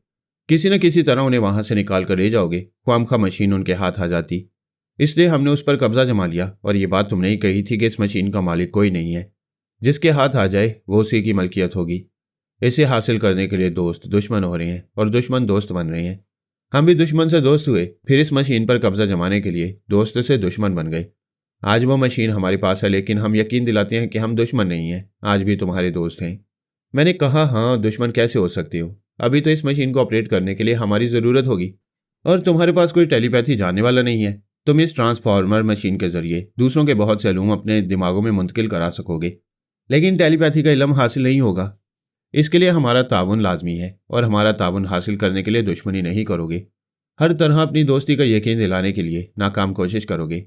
तुम साफ लफ्ज़ों में कह रहे हो कि दोस्त बनाने की कोशिश नामुमकिन होगी। वो तो हो चुकी है। उसकी तरफ से जवाब मौसूल हुआ, प्लीज़ ज़रा 1 मिनट इंतज़ार करो। स्क्रीन खामोश हो गई। फिर 1 मिनट से पहले सुपर मास्टर की तरफ से तहरीर उभरी, मिस्टर फरहाद, ये क्या? हमारी माहिरीन कह रहे हैं वो मुकम्मल ट्रांसफार्मर मशीन नहीं है, बल्कि ट्रांसफार्मर मशीन है ही नहीं। मुख्तलिफ मशीनों के कुछ हिस्से 4 सूटकेस में रख दिए गए हैं। तुम्हारी माहिरीन दुरुस्त कह रही है, लेकिन यह कैसे हो सकता है? जब उन्होंने लगेज हॉल में उस मशीन को चेक किया और उसके कागजात पढ़े तो वहीं तस्दीक कर दी कि वो ट्रांसफार्मर मशीन है। उन्होंने लगेज हॉल में तस्दीक की और घर पहुंचकर तरदीद कर रहे हैं। फिर मैं इस सिलसिले में क्या कह सकता हूँ? आखिर तुम क्या चक्कर चला रहे हो?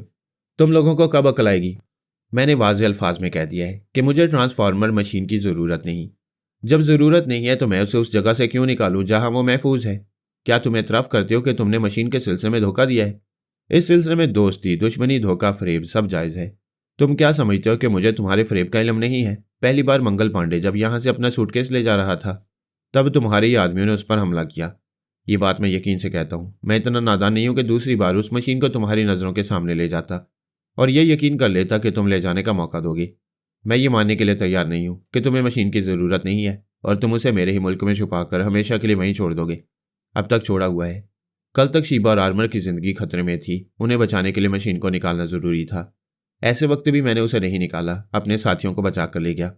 मेरे तमाम दुश्मनों को इस बात का यकीन हो जाना चाहिए कि वह मशीन कभी हासिल नहीं कर सकेंगे और मेरे साथियों को अगवा करके नुकसान उठाएंगे। उन्हें कभी कोई फ़ायदा नहीं पहुंचेगा। क्या तुम बताना पसंद करोगे कि किन लोगों ने शीबा और आर्मर को अगवा किया था? टेलीपैथी जानने वाला आर्मर मास्कमैन के पास था और शीबा इसराइली हुकाम की पनाह में थी। दोनों ने एक ही तरह की चाल चली। मास्कमैन ने अपनी ही खुफिया फोर्स के जरिए आर्मर को अगवा करा के उसे वादी काफ में भेज दिया ताकि मैं ये साबित न कर सकूं कि यह नए मास्कमैन की चाल है। बेचारा पुराना मास्कमैन इस सिलसिले में मारा गया। दूसरी तरफ इसराइल में ब्लाइंड क्लब वालों ने भी यही चाल चली।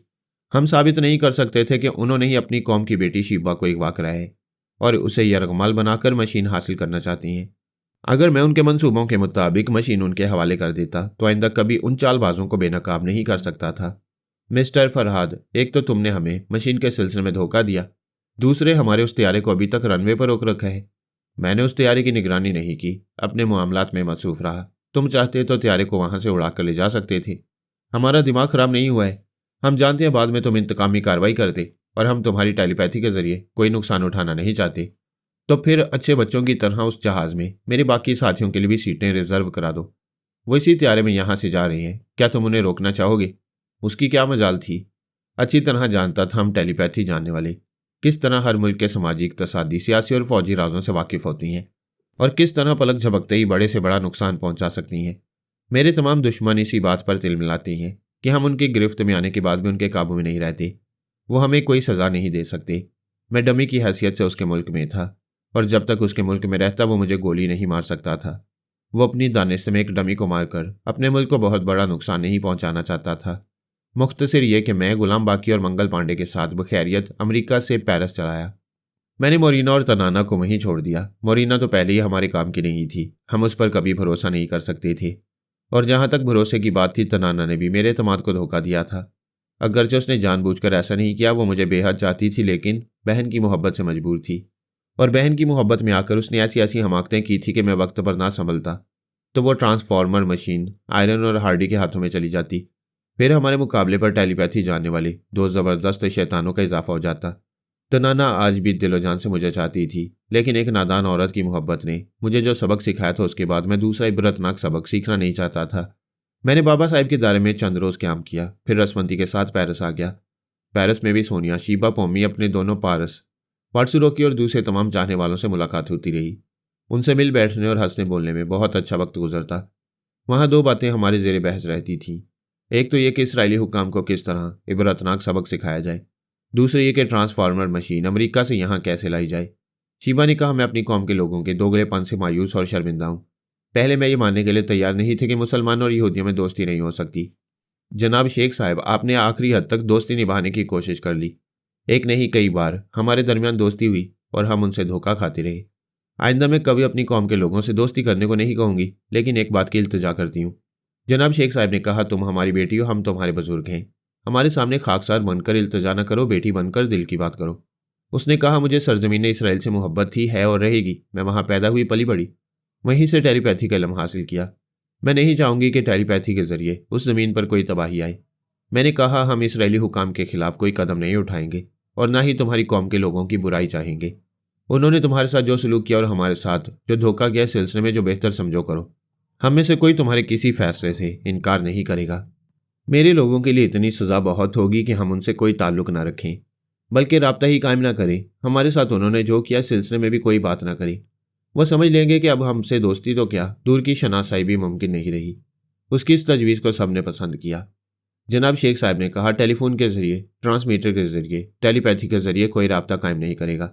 अगर तुम्हारे लोग हमें मुखातिब करें तब भी हम कोई जवाब नहीं देंगे। हमारी तरफ से तुम ही बातें करोगी और जो मुनासिब समझोगी वही करोगी। मुझे दुश्मनों से इतनी लंबी छुट्टी पहले कभी नहीं मिली थी जितनी अब मिली। मैं तकरीबन 7 बरस तक पेरिस, लंदन, फ्रैंकफर्ट और रोम जैसे शहरों में गुमनाम रहकर सुकून से वक्त गुजारता रहा। फिर मैंने अमेरिका जाने का इरादा किया। रसवंती ने पूछा, क्या तुम्हारा जाना ज़रूरी है? जब तक वो ट्रांसफार्मर मशीन वहाँ छुपी हुई है, मुझे उसकी फिक्र रहेगी। मैं किसी भी तरह से निकाल लाना चाहता हूँ। इसके लिए फिर एक नए रूप में अमेरिका जाऊँगा। रुखसत होने से पहले मैंने हर एक के साथ 1-1, 2-2 घंटे गुजारे। पोमी की ख्वाहिश थी कि मैं उसे अपने साथ ले चलूँ। मैंने वादा किया, जैसी उसकी ज़रूरत होगी उसे बुला लूँगा। सोनिया ने 15 मिनट के लिए मुलाकात की। मुझसे कहा, ज़्यादा लगाव अच्छा नहीं होता। हम घंटा भर तक साथ रहेंगे तो लगन शिद्दत इख्तियार करेगी। मुझ पर बुजुर्गान दीन का साया है। मैं नफ्स को मारने की आदत डाल रही हूँ, लिहाजा तुम्हारे साथ ज़्यादा नहीं रह सकती। आला बीबी से मुलाकात हुई तो उसने शिकायत की, मुझे भूल गए हो। मैंने मुस्कुराते हुए कहा, यादों का एक मौसम होता है। आजकल तुम्हारी यादें सावन की बदलियों की तरह घिर घिर कर आ रही हैं। वह जवाबन मुस्कुराते हुए बोली, तुमने उस मशीन को छुपाने में अपनी जहानत का सबूत दिया है। अब उस मशीन को लाने के लिए मेरी जहानत को आजमा कर देखो।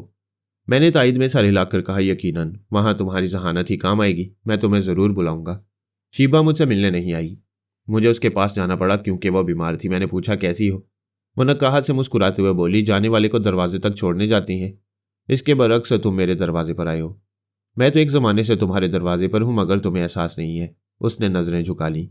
मैंने उसकी पेशानी को छूकर देखा, नब्ज़ देखने के लिए उसकी कलाई थाम ली। फिर पूछा, ये मौसमी बुखार है या जज्बों की हरारत? उसने एक बाजू अपने चेहरे पर रख लिया। मुझसे मुँह छुपाने लगी। हसीनों की ऐसी ही अदाएं मारती हैं। मैंने ज़रा झुककर आहिस्तगी से कहा, मैं जा रहा हूँ। कैसरी किले में तुम्हारा इंतज़ार करूँगा। वो और ज़्यादा मुँह छुपाकर बोली, मैं नहीं आऊँगी। मैंने समझाया, तुम्हारी कसम पूरी हो चुकी है।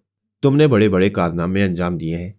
इससे बड़ा कारनामा कोई हो नहीं सकता कि तुमने मेरे बेटे पारस को इतनी कम उम्र में तराश खराश कर हीरा बना दिया है। तुम मेरा दिल रखने के लिए कह रहे हो? तुम्हारा दिल तो कब से रखा हुआ है, मेरा भी दिल रख लो, बात मान जाओ, मैं इंतजार करूंगा। ये कहकर मैं चला आया।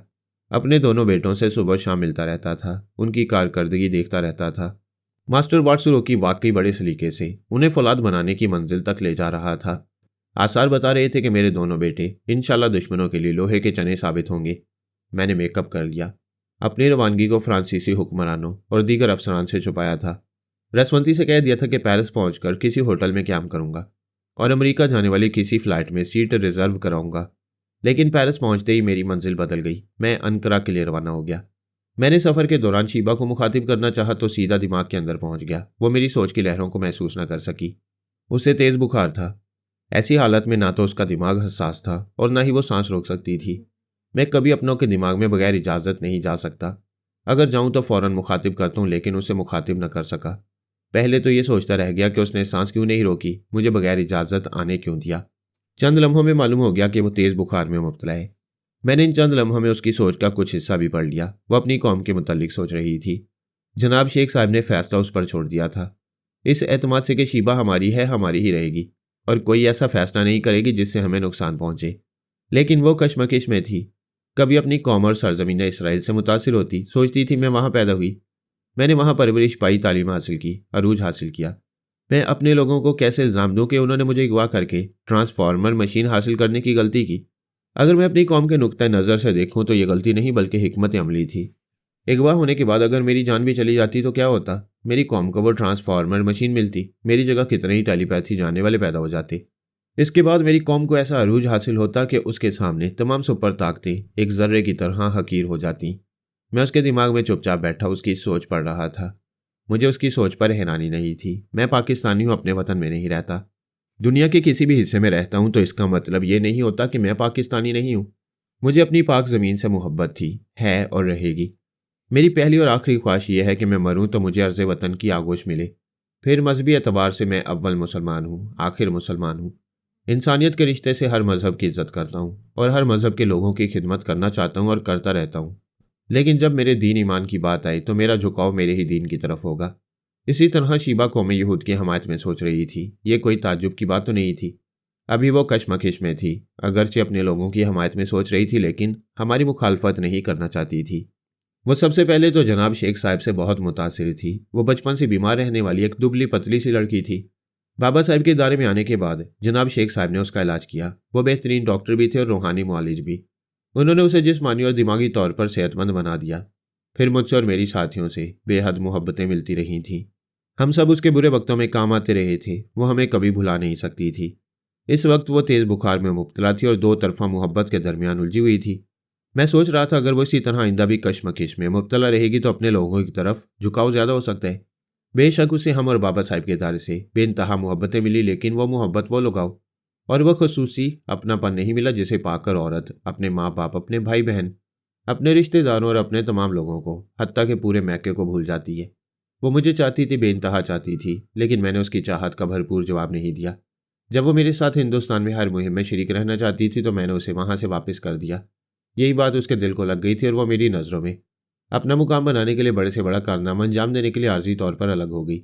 देखा जाए तो उसने ये सब कुछ मुझे जीतने के लिए किया। अब मेरी बारी थी कि मैं उसे जीत लूं और ये वक्त का तकाजा भी था। अगर मैं उससे जीतने में देर करता तो दुनिया में मुझसे भी ज़्यादा गबरू जुबान हैं जो उसे मुतासिर कर सकती हैं, और मुतासिर करने वालों में कोई यहूदी हीरो भी हो सकता है। उसे हीरोइन बनाकर अपनी कौम में वापस ले जा सकता है। मैं अनकरा पहुंच गया। वहाँ एक होटल में क्याम किया। दूसरी सुबह मालूम हुआ शीबा का बुखार उतर गया है। वह जनाब शेख साहब से कह रही थी मैं कुछ रोज़ बिल्कुल तन्हा रहना चाहती हूँ। शेख साहब ने कहा तुम चाहो तो हम इस इदारे के एक दूर उफ्तादा गोशे में तुम्हारी रिहाइश का इंतज़ाम कर देती हैं। वहाँ कोई तुम्हारे पास नहीं आएगा, तुम्हारी तन्हाई में मुदाखलत नहीं करेगा। आप इजाज़त दे तो मैं कैसरी किले में जाकर कुछ दिन रहना चाहती हूँ। आमना ने कहा तुम्हारी यही खुशी है तो चलो, मैं तुम्हारे साथ पहले भी थी, अब भी रहूँगी। शीबा ने उसके हाथ को थाम कर कहा तुमने मेरा बहुत साथ दिया है, लेकिन तुम्हें मेरे पारस के पास रहना चाहिए। मैं बिल्कुल तनहा जाऊँगी।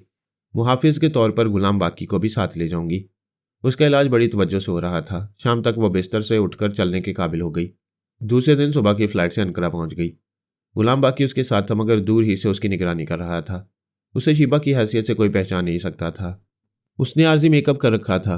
फिर मैं भी ख्याल ख्वानी के जरिए उसकी निगरानी कर रहा था। इसके बावजूद बाद में पता चला कि कुछ और लोग भी उसकी निगरानी कर रहे हैं। ये खेल जो अब शुरू हो रहा था, इसका ताल्लुक भी ट्रांसफार्मर मशीन से था। वह मशीन तमाम दुश्मनों के लिए एक मुअम्मा बन गई थी।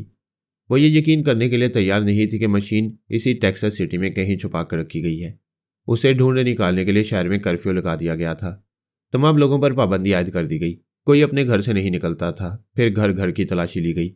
बाद में पता चला फरहाद ने तमाम फौजियों को ख्याल ख्वानी के जरिए चक्कर देकर उस मशीन को बहराम गंगोली की रिहाइशगाह में छुपाया था। अगरचे वो मशीन भी असली नहीं थी, लेकिन छुपाने का तरीका बता रहा था कि वो ख्याल ख्वानी के जरिए वाकई बड़ी से बड़ी मशीन को आंखों का सुरमा बनाकर कहीं भी स्मगल कर सकता है। और उसने यकीनन मशीन को बाबा साहब के दायरे में पहुंचा दिया है। दुनिया की तमाम खतरनाक तंजीमें और तमाम बड़े ममालिक के जासूस दूर ही दूर से बाबा साहब के दायरे की निगरानी कर रहे थे। वो दिन रात की ये रिपोर्ट अपने सरबराहों को पहुंचाते रहते थे कि इस इदारे में कौन आ रहा है, कौन जा रहा है। ऐसे ही वक्त शिबा अगरचे आर्जी मेकअप में गई थी, लेकिन उसकी भी निगरानी हो रही थी। मैं भी उससे पहले आर्जी मेकअप में निकला था। दुश्मन मेरी भी ताक में होंगे, मुझे भी पहचानने की कोशिश कर रहे होंगे कि मैं कौन हूँ और कहाँ जा रहा हूँ और क्या करता फिर रहा हूँ। फिलहाल मुझे दुश्मनों की किसी भी सरगर्मी का इल्म नहीं था। जब वो अनकरा पहुंची तब पता चला उसका ताकुब पेरिस से किया जा रहा है। वो अनकरा पहुंचने के बाद वहां से एक प्राइवेट टैक्सी में कैसरी टाउन जाना चाहती थी। हाईवे पर तकरीबन 12 घंटे का सफर था। उसने कई बार ख्याल ख्वानी की कोशिश की थी। वो समझ गई थी कि बीमारी और कमजोरी के बायस अभी टेलीपैथी का जरिया इस्तेमाल नहीं कर सकेगी। गुलाम बाकी उससे दूर ही दूर रहता था। वो मजबूर होकर उसके करीब आ गई। उससे बोली, मैं यहाँ से तनहा सफर नहीं करूंगी, रास्ते में रात हो जाएगी, लिहाजा तुम मेरे साथ गाड़ी में बैठोगे। उन्होंने एयरपोर्ट से एक कार किराए पर हासिल की। गुलाम बाकी ने स्टीयरिंग सीट संभाली। वो पीछे बैठ गई। मैं वक्तन फवक्तन उसके पास पहुंचकर खैरियत मालूम करता रहता था। मैंने भी इस बात पर एतराज़ नहीं किया कि उसे गुलाम बाकी के साथ होना चाहिए, और यही हम सबकी गलती थी। पिछले दिनों मोरीना से इश्क के सिलसिले में गुलाम बाकी की तस्वीर अखबारात में छपती रही थी। फिर वो मशीन के सिलसिले में मेरे साथ रहा था। इस तरह मेरे साथी की हैसियत से उसका नाम दूर दूर तक पहुंचा हुआ था। अगरचे उसने शीबा का बॉडीगार्ड बनने के लिए हल्का सा मेकअप कर रखा था, लेकिन वो अबजी था। अपना रंग, अपना कद और अपनी जिसामत नहीं छुपा सकता था। फिर शीबा ने किराए पर वो कार हासिल करने के लिए रजिस्टर पर लिखवाया था कि वो कैसरी टाउन के करीब कैसरी किले में जा रही है। यूं दुश्मनों को इस बात का यकीन हो गया कि वो शीबा है। जब से सुपर मास्टर ने कैसरी किले पर हमला करके जोजो को अगवा कराया था, तब से ये बात खुल गई थी कि शीबा कैसरी किले की मालका है। मैं सुबह से कैसरी टाउन पहुंचा हुआ था। वहीं शीबा का इंतजार कर रहा था और वह गुलाम बाकी के साथ अनकरा से दोपहर को रवाना हुई थी। रात के कोई 9-10 बजे अपने किले में पहुंचने वाली थी। मैंने शाम 6 बजे फिर उसकी खैरियत मालूम की। पता चला उसकी गाड़ी को आगे बढ़ने से रोक दिया गया है। मैंने गुलाम बाकी से पूछा, क्या मामला है? उसने कहा, मेरे आका थोड़ी देर पहले एक गाड़ी हमारे करीब से गुजरी थी। इसके बाद ही हमारी गाड़ी का एक पहिया बेकार हो गया। मैंने गाड़ी से उतर कर देखा तो पता चला उन्होंने साइलेंसर लगे हुए रिवॉल्वर से गोली चलाकर इसे बेकार कर दिया है। डिग्गी खोलकर फाजल पहिया निकालो। हमसे बड़ी गलती हुई। इस कार को किराए पर हासिल करते वक्त डिग्गी खोलकर देखी नहीं, और ना ही ये पूछा कि इसके साथ फाजिल पहिया है या नहीं। इसका मतलब है गाड़ी आगे नहीं बढ़ेगी। ये समझ में नहीं आया कि पहिया बेकार करने वाले वापस क्यों नहीं आए। हमारे आसपास दूर तक कोई नजर नहीं आ रहा। 2 गाड़ियां मुखालिफ सिमतों से गुजर चुकी हैं। वो मेरे इशारा करने पर भी नहीं रुकी। मैंने कहा, तुम्हें ज्यादा इंतजार नहीं करना होगा। दुश्मन मददगार के तौर पर पहुंचेंगे और अपनी गाड़ियां रोकेंगे। शायद वो तुम दोनों को लिफ्ट देना चाहेंगे। मैंने शीबा से पूछा, तुम्हारी तबीयत कैसी है? अभी तो ठीक हूं, लेकिन रास्ते में रात गुजारना पड़ी तो कहीं बीमार ना पड़ जाऊं। मैं गाड़ी लेकर आ रहा हूं, तुमसे राब्ता रखूंगा। अगर कोई लिफ्ट देना चाहे तो उसे बातों में लगाए रखना। मेरे अंदाजे के मुताबिक कोई 2-2.5 घंटे में तुम्हारे पास पहुंच जाऊंगा। हमारे दरमियान काफ़ी तवील फासला है, फिर भी जल्दी पहुंचने की कोशिश कर रहा हूँ। मेरी बातों के दौरान वहां से चल पड़ा। तेज रफ्तारी से गाड़ी ड्राइव कर रहा था और उनके दिमाग में झांक कर खैरियत मालूम करता जा रहा था। थोड़ी देर बाद खैरियत नहीं रही। उनके करीब एक गाड़ी आकर रुकी। उसे एक शख्स ड्राइव करता आया था। पिछली सीट पर एक मर्द और एक औरत नजर आ रहे थे। उस मर्द ने गाड़ी से उतरकर पूछा, क्या बात है? गुलाम बाकी ने कहा, हमारी गाड़ी का एक पहिया बेकार हो गया है। हम अपने एक साथी का इंतजार कर रहे हैं। मैं आप दोनों को करीबी शहर तक पहुंचा सकता हूँ। शीबा ने मुस्कुराकर कहा, आपका बहुत बहुत शुक्रिया। हम अपने साथी का इंतजार करेंगे। मैं चाहता तो उस आने वाले अजनबी के दिमाग में पहुंच सकता था, लेकिन वो दुश्मन भी हो सकता था। अगर वो सांस रोक लेता तो इस बात में कोई शुबा न रहता कि वही शीबा है और उसके पीछे रहने वाले ख्याल ख्वानी कर रही हैं। उस शख्स ने कहा, मैं तो इंसानी हमदर्दी के जज्बे से पूछ रहा हूँ। रात हो चुकी है, आसपास जंगल ही जंगल है। क्या तुम लोगों के पास अपनी हिफाजत के लिए कोई हथियार है?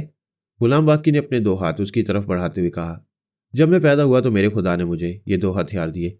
इसके बाद तीसरे हथियार की ज़रूरत नहीं पड़ी। उस आदमी ने मुस्कुराते हुए पीछे हटकर कहा, बेशक बेशक, आदमी को अपने बाजुओं पर भरोसा करना चाहिए। वो कार का पिछला दरवाजा खोलकर बैठ गया। वो कार स्टार्ट हुई। उसने खिड़की से सर निकालकर कहा, मैंने सुना है, याद नहीं किससे सुना है, मगर कहने वाले कसम खाकर कहते हैं कि फरहाद और उसके साथी कभी अपने पास कोई हथियार नहीं रखते। कार स्टार्ट होकर तेजी से आगे बढ़ गई। हमारे लिए इतना ही काफी था, जाने वाला इशारा दे गया था। दुश्मन हमारी एक एक बात और एक एक आदत पर नजर रखते हैं और उसे याद भी रखते हैं। जाने वाले ने गुलाम बाकी से उगलवा लिया था कि वो और शीबा निहत्ती हैं। उन्होंने शीबा को पहचानने के लिए अब तक जितने सबूत मुहैया किए, उनमें से पहला सबूत तो ये कि एक हबशी उसके साथ था और वह हबशी गुलाम बाकी ही हो सकता था। दूसरा सबूत यह था कि वो कैसरी किले में जा रही थी। तीसरा सबूत यह था कि वो दोनों निहत्ते थे और फरहाद के साथी हमेशा खाली हाथ रहते हैं। थोड़ी देर में एक बड़ी सी वैगन कार आई। उसमें औरतें ही औरतें थीं। वो वैगन कार उनकी कार से जरा आगे जाकर रुक गई। फिर गुलाम बाकी ने हैरानी से देखा, उसके चारों दरवाजों में से औरतें ही औरतें निकल रही थीं। वो तादाद में 10-12 होंगी। उनमें से एक ने शीबा के करीब आकर पूछा, क्या गाड़ी में खराबी हो गई है? शीबा ने इस बात में सर हिलाया। वो बोली, तुम चाहो तो मैं तुम्हें शहर तक पहुंचा सकती हूँ। मेरा नाम ज़ेबा पाशा है। मैं अनकरा के डिप्टी मेयर अहमद पाशा की बेटी हूँ। ये कहते हुए उसने मुसाफे के लिए हाथ बढ़ाया।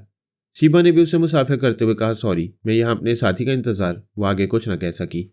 अचानक ही बेहोश होकर ज़ेबा के ऊपर आ गिरी। उसे 2 औरतों ने संभाल लिया। शीबा के साथ वही हरबा इस्तेमाल किया गया था जो जजीरे में सोनिया ने मिस्टर अननोन के साथ किया था। मुसाफिया करते वक्त उसे अंगूठी से निकलने वाली एक नन्ही सी सुई चुभा दी थी, जिसके जरिए असाब कमजोर करने वाली दवा इंजेक्ट होती है। शीबा के भी असाब कमजोर हो गए थे। उसे बेहोश नहीं होना चाहिए था, लेकिन पिछले दिनों से वो बुखार में मुब्तला रही थी। खांसी कमजोर हो गई थी, इसलिए खुद को संभाल न सकी, अपने कदमों पर खड़ी न रह सकी, ज़ेबा पर आ गिरी थी। गुलाम बाकी को दूसरी औरतों ने घेर रखा था। उसने चौंक कर देखा, फिर शीबा से पूछा, मादाम आपको क्या हो गया? वो उसकी तरफ आना चाहता था, मगर ज़ेबा पाशा की साथियों ने उसे घेर रखा था। वो उनसे बचकर शीबा की तरफ जाने की कोशिश कर रहा था, लेकिन औरतों के हजूम ने उसे इस तरह घेरा हुआ था कि उसके लिए उनका हल्का तोड़कर निकलना मुश्किल हो गया। गुलाम बाकी जैसे देवनुमा शख्स के लिए 10-15 आदमियों के शिकंजे से निकलना भी कोई मुश्किल काम नहीं था। उसके फौलादी हाथ पैर हरकत में आ जाते तो कोई भी अपने कदमों पर खड़ा नहीं रह सकता था। लेकिन सबसे बड़ी मुश्किल उसके लिए यह थी कि उसे घेरने वाली सबकी सब औरतें थीं और वो औरतों के साथ उलझना किसी सूरत में भी पसंद नहीं कर सकता था। वो जानता था कि उनमें से कोई भी उसका एक हाथ बर्दाश्त नहीं कर सकती, मगर मजबूरी ये थी कि वो उन्हें हाथ लगाने को तैयार नहीं हो सकता था। हाथ लगाना तो बड़ी बात है, जब से उसने मोरीना से धोखा खाया था वह सिनफे नाजुक के साय से भी बचकर चलने लगा था। वह अजीब कश्मकश में गिरफ्तार था। जिधर रुख करता वो मक्खियों के छत्ते की तरह उड़कर उसकी राह में हायल हो जाती थी। आगे बढ़ना चाहता तो उसकी तरफ यलगार कर देती और वह घबराकर पीछे हटने लगता। आखिर आजिज आकर मुझे मुखातिब करके पूछा, मेरे आका आप ही मेरी कुछ मदद करें। मेरी तो कुछ समझ में नहीं आता कि मैं क्या करूं। मेरी तरफ से जवाब नहीं मिला। वह समझ गया मैं अभी शीबा के दिमाग में हूं। उसने घुराकर उन औरतों की तरफ देखा और फिर उसका दिमाग बुरी तरह खोल उठा। उसने सारी एहतियात बालाए ताक रखकर आगे बढ़कर एक औरत के बालों को मुट्ठी में जकड़कर उठाते हुए कहा, सुअर की बच्ची हो, तुम सब कौन हो? कहां से आई हो? कौन तुम्हें लाया था? उसने बालों को इतनी सख्ती से जकड़ रखा था कि उस औरत की चीखें निकल रही थी। वह तड़प तड़प कर कह रही थी, मैं नहीं जानती, मैं किसी को नहीं जानती। गुलाम बाकी ने उसके मुंह पर एक उल्टा हाथ रसीद किया। नाक से और बाछों से खून बहने लगा। वो बेहोश हो गई थी। उसने उसे जमीन पर फेंक दिया, फिर दूसरी तरफ बढ़ा। वो उठकर भागना चाहती थी। बाकी ने उसकी टांग पकड़ ली, फिर उसे टांग की तरफ से पकड़े हुए गोल घुमाते हुए बोला, जल्दी बताओ, वरना मैं चक्कर देता हुआ इतनी दूर फेंकूंगा कि वहां से जिंदा वापस नहीं आओगी। वह चीख चीख कर कहने लगी, मैं कसम खाकर कहती हूँ, खुदा की कसम खाती हूँ, हम किसी को नहीं जानते। एक दौलतमंद ने हम लोगों को $5,000 दिए थे। काम सिर्फ यह है कि एक मर्द को घेर कर कुछ देर के लिए आगे बढ़ने से रोके रखना था। हम सब अनकरा की तवाइफें हैं, इसीलिए शायद उसने हमें किराए पर हासिल किया था। दूसरी औरतें सहमी हुई दूर खड़ी थीं। वह भी चीख चीख कर कह रही थीं, यह सच कह रही है, हम बहुत ही मामूली दर्जे की तवाइफें हैं, कभी महीने में $500 नहीं कमाई, इतने से काम के 5,000 मिले तो हम खुशी खुशी तैयार हो गए। हम अपनी ज़रूरत से मजबूर होकर आई हैं। गुलाम बाकी एक औरत को टांग से पकड़े हुए था और चक्कर दे रहा था। उसे फेंकना चाहता था। मैंने कहा, इसे छोड़ दो, ये औरतें सचमुच किराए की चौंकी हैं। वो नदामत से बोला, मेरे आका, मैं शर्म से मर जाऊंगा। मदाम मेरी हिफाजत में थी और मैं उनकी हिफाजत ना कर सका। ख्वाम खा जज्बाती ना बनो, हम भी किसी न किसी मरहले में नाकाम होती हैं, इसमें शर्मिंदगी की क्या बात है। वही इंतज़ार करो, किसी गाड़ी में लिफ्ट मिल जाएगी तो कैसरी टाउन चले आना, वरना मैं वहां आने की कोशिश करूंगा। अभी रास्ते में देख रहा हूं कि वो वैगन कार मुझे नजर आती है या नहीं। मैं फिर शीबा के दिमाग में आ गया। उस पर नींद बेहोशी तारी थी। उसकी सोचें बेतरतीब थीं। मैं सही तौर पर मालूम नहीं कर सकता था कि वह वैगन के अंदर किस हालत में है। उसके आसपास बैठी हुई कोई औरत बोल रही थी। उसकी आवाज़ मक्खियों की भिनभिनाहट जैसी थी। क्योंकि शिबा का दिमाग अपने काबू में नहीं था, मैं उसके जरिए दूसरी बोलने वाले की बातें साफ अल्फाज में सुन नहीं सकता था। मेरा ख्याल था मैं शिबा के जरिए उन रास्तों को समझता जाऊंगा जहां से वो ले जाई जा रही थी, या उसके आसपास बैठी हुई औरतों की गुफ्तगू से कुछ अंदाजा कर सकूंगा। लेकिन शिबा की बीमारी और कमजोरी ने मुझे हर तरह से कमजोर बना दिया था। मैंने रसवंती को मुखातिब करके कहा, फिर हमारे खिलाफ साजिशें हो रही हैं, शिबा को अगवा किया जा रहा है।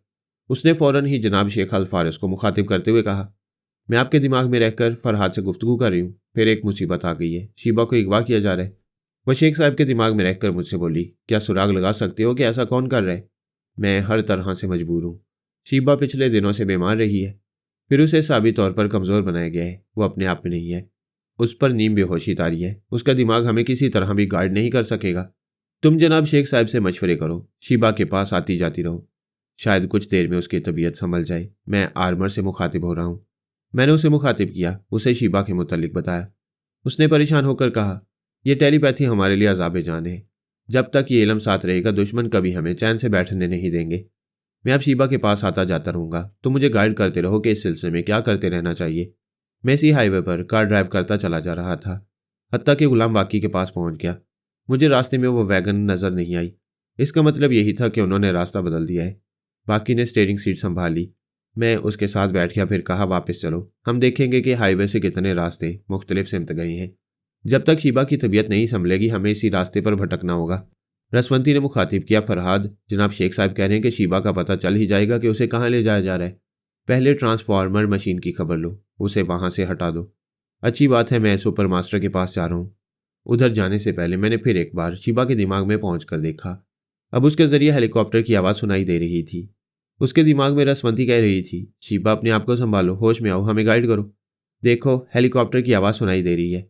तुम्हें इस मुल्क में कहीं दूर ले जाया जा रहा है, प्लीज़ हौसला करो, अपने आप को संभालो। वह बेहद कमज़ोरी महसूस कर रही थी। मैं उसके दिमाग से चला आया, जनाब शेख साहब ने निहायत मुनासिब मशवरा दिया था। अब उस मशीन को वहां से हटाने की फिक्र करनी थी। अगर शिबा हमारे हाथ न आई तो दुश्मन उससे मशीन का राज उगलवाने का हर मुमकिन तरीका इख्तियार करेंगे।